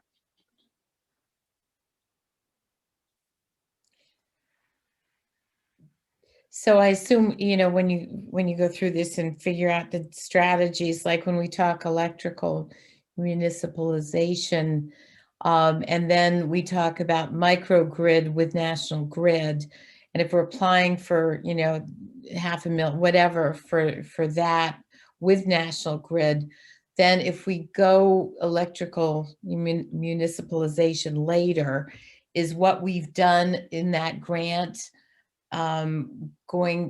that's transferable, right? I mean, we'll just have the infrastructure in place.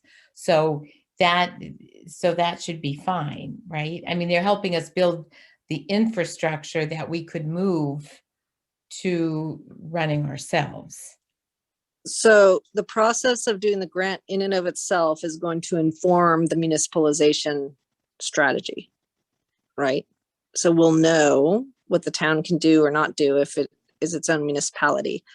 But the way that the state law currently is set up, if the town wants to become its own municipality, it has to purchase the assets from National Grid at full replacement cost.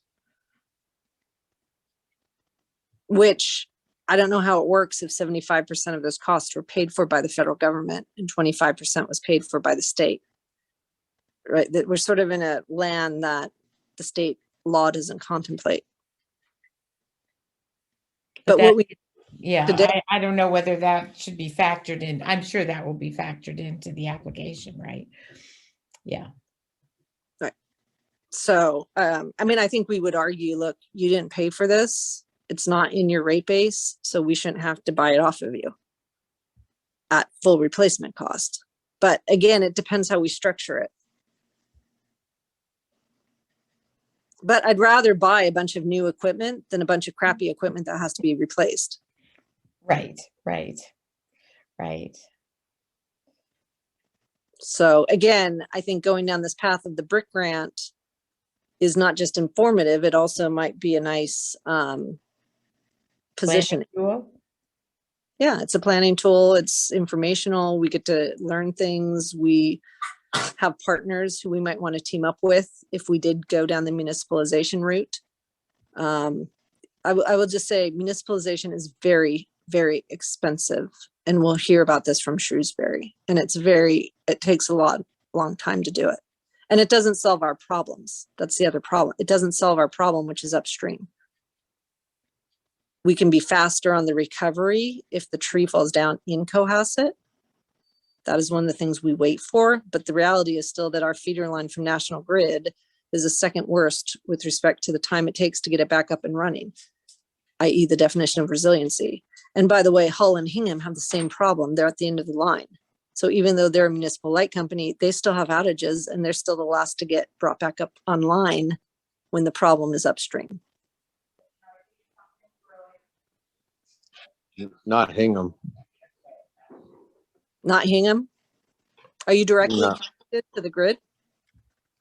We're tied with a 115 line. Okay, but Hull has issues, right? Hull is a 23 line that goes through Hingham. Yeah. That So yeah, the physical infrastructure is a key part of this puzzle, but going through the brick grant will help us to understand that better and understand how that infrastructure can be invested in and improved given today's technology. Politically, or just like strategy speaking, do we have any sense from National Grid whether they do not like municipalization? I mean, on one hand, they're getting a big cash payout for what is, bust equipment, but on the other hand, they're also losing a bunch of subscribers. So I'm just wondering, is this a stick? The idea of us talking about municipalization, a stick to saying, hey, why don't you partner with us rather than having us go down that route? Thoughts? They do not want us to go down that route, and they do not want to partner with us, and they want nothing to do with us. and they Okay, well, just that sold answers it, that. and they just and Okay, Corey, thanks, Mike. Corey, they just sold out all of Rhode Island, gas and electric, to a Pennsylvania company. So they're out of the distribution in Rhode Island. I know they've been getting out of it, like corporately. They've been trying to sell off the whole thing, so they're out of Rhode Island completely. The big thing for an investor own is transmission. That's where the money is, not in distribution. Distribution doesn't pay. Like, honestly, the infrastructure in Cohasset is, honestly, it's not terrible. It's how you figure it out. It's how it's configured. If you add 2 feeder lines and you break the town to 4 sections, now you have a real resilient town. And since we're only fed by 2 lines, you can pick your poison. Like 3 weeks ago, we had an outage in Forest Ave. I was actually just bored. I got out of my house and went down there. I saw the line that was hanging down. I texted Mike. I said, "This will be 6 hours," and I was right. It's you have one continuous line from King Street all the way up Forest Ave down to my house in Hall Street with no really any Oh, protection. really? Wow. Okay. Yeah. So, Right. it's how it's set up. Like Hull's perfect. Like they have 2 parallel lines with multiple ties. I mean, you can reroute it any which way you want. You know, Hingham's got 12. You know, we can play any which way we want. You know, it's how it's configured. Like I know Weymouth's got multiple ties. It's just, again, it's how the ties are played. That's all. Yeah. And to Mike's point, like they don't want to partner with us. They don't want us to do anything. They just, that was very clearly stated, Mike. Thank you. But let me say, in my pitch to National Grid, I've said you need to know the technology exists today. You need to know the answers to these questions. You need to know what role you're going to play. You need to know what you can and can't do. You need to know what's out there already, and you need to think about what your microgrid tariff might be and how you might be able to make money off of this. So use us as a demonstration project. We're tiny. You can do this. The technology exists. You need to know the answers to these questions. You need to know what questions to ask. You will not know that unless you do a demonstration project. So let's do this. And that rang to them. Otherwise, we're nothing but a, as Brian Host said, a pimple on the tail of the dog. I mean, it's not even we're a pimple on the tail of the elephant. We are nothing to them. And that's exactly, we're less. So, but we're a perfect demonstration on a topic of grid modernization that they need to know about, that they need to understand, and that they need to think about for the future of their business. Not just in Cohasset, but in Massachusetts, in New England, in New York, and in the world. Because they're so. And Tanya, won't there be a ton of pressure on them anyway? I mean, from the feds and everything else, and you know, because of the pressure to go electric, they're gonna have to review their model, and they're gonna have to rethink a lot of things, or they're gonna maybe lose control of their business. Well, they already are, because the DPU in Massachusetts has mandated that the gas utilities basically put out a plan to plan their demise, to be to wean the Commonwealth of Massachusetts off of natural gas by 2040.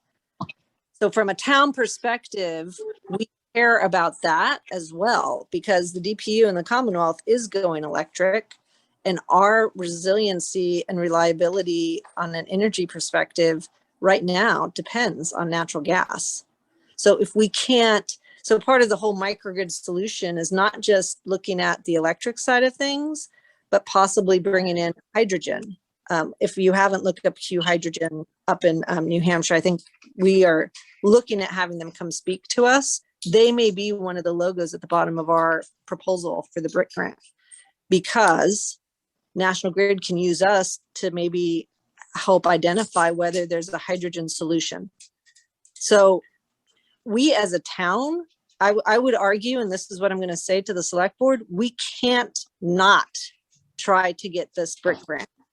We can't not try to figure out how to be able to self-supply and isolate ourselves off the grid, because the reality is natural gas is going away. And our electricity, because we're at the end of the line, is awful.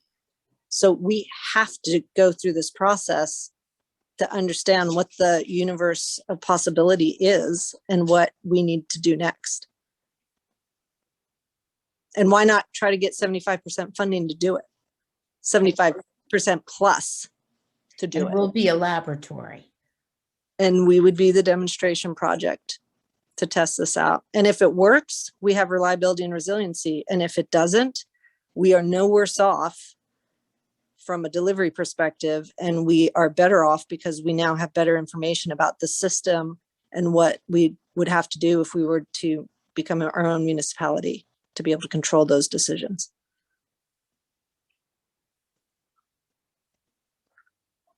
So I hope that makes sense, and why we keep focusing on this BRIC grant.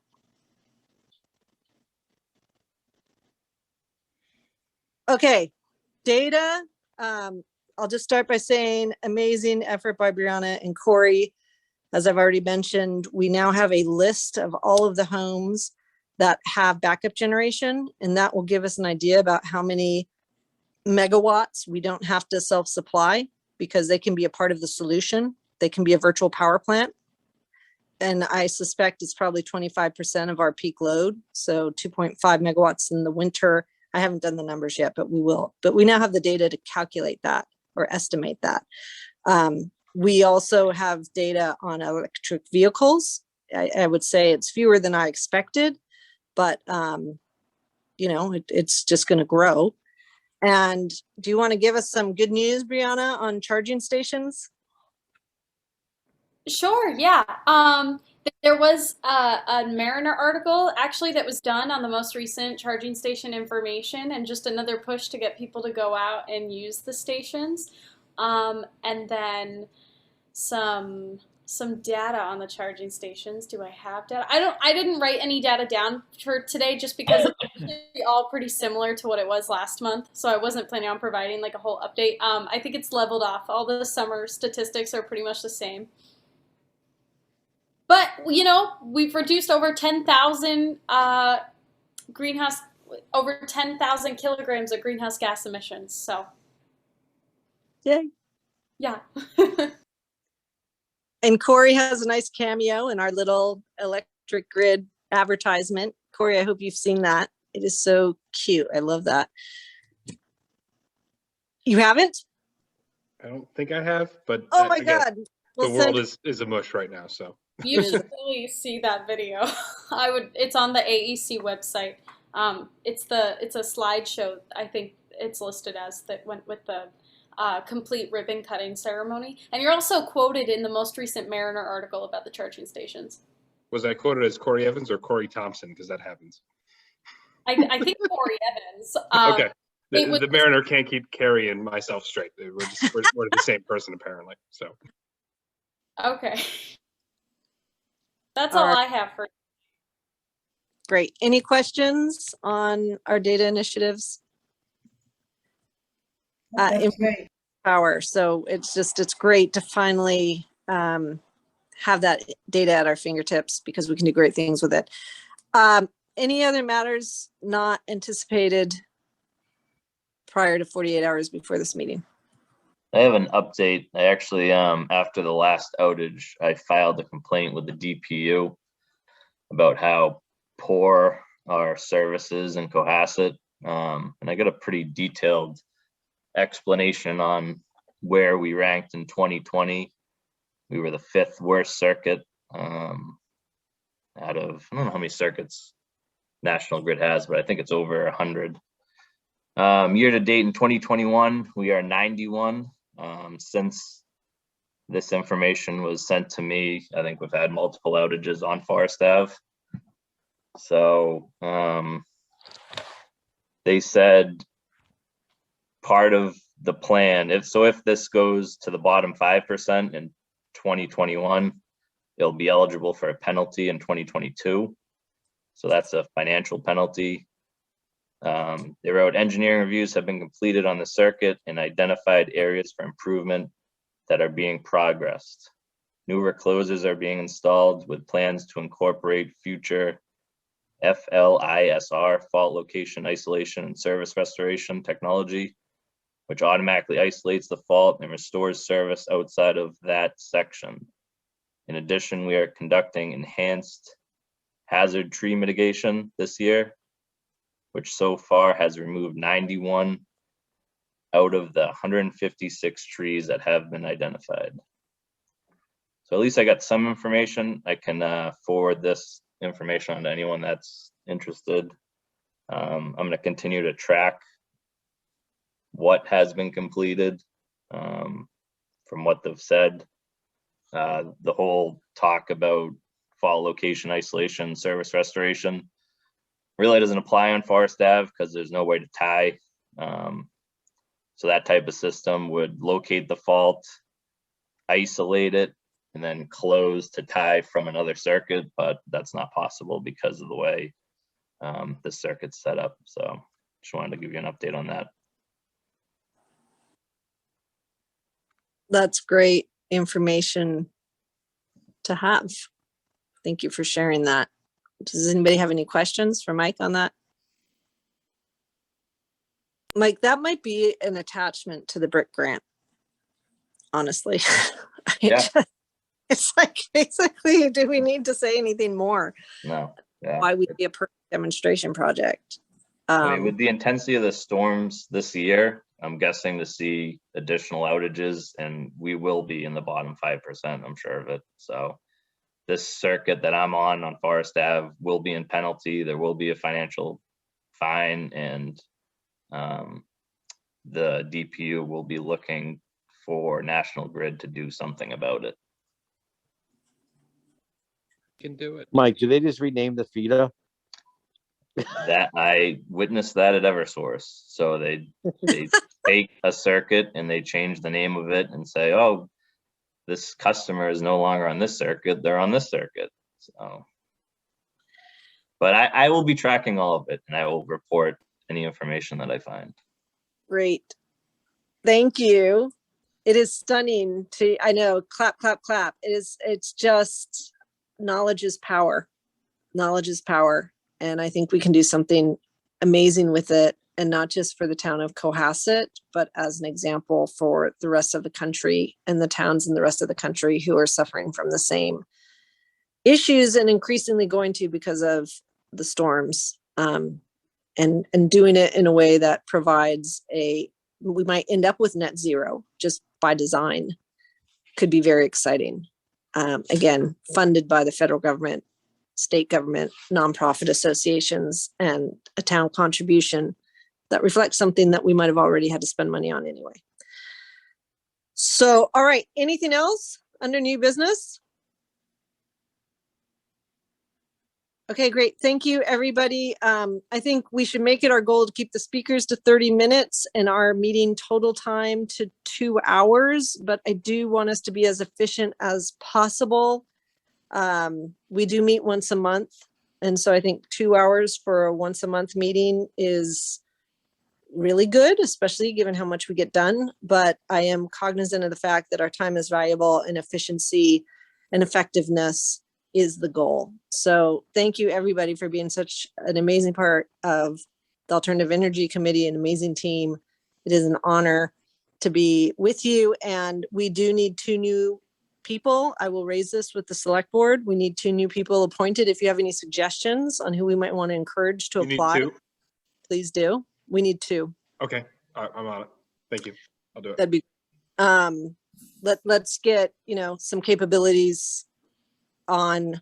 We had great people in Tyler and Adam, but they've rolled off or had other aspirations. And so I think let's get our full committee back as soon as possible. If we could, Corey, that'd be great. All right, that's it. Do I have a motion to adjourn? Motion to adjourn. Thank you, Pat. Second. Second, Mike Schmidt. Thank you, Mike Schmidt. All right, all in favor? We don't have to do a roll call vote. We can just say aye. Say aye. Aye. Opposed? Okay, this meeting is closed, and we will be meeting. Our next meeting will be the second week in September, and we'll be having a MAPC representative to talk to us about net zero and climate action plans that other municipalities have done. All right. Thank you. Thank you. Thank you. Thank you, everybody.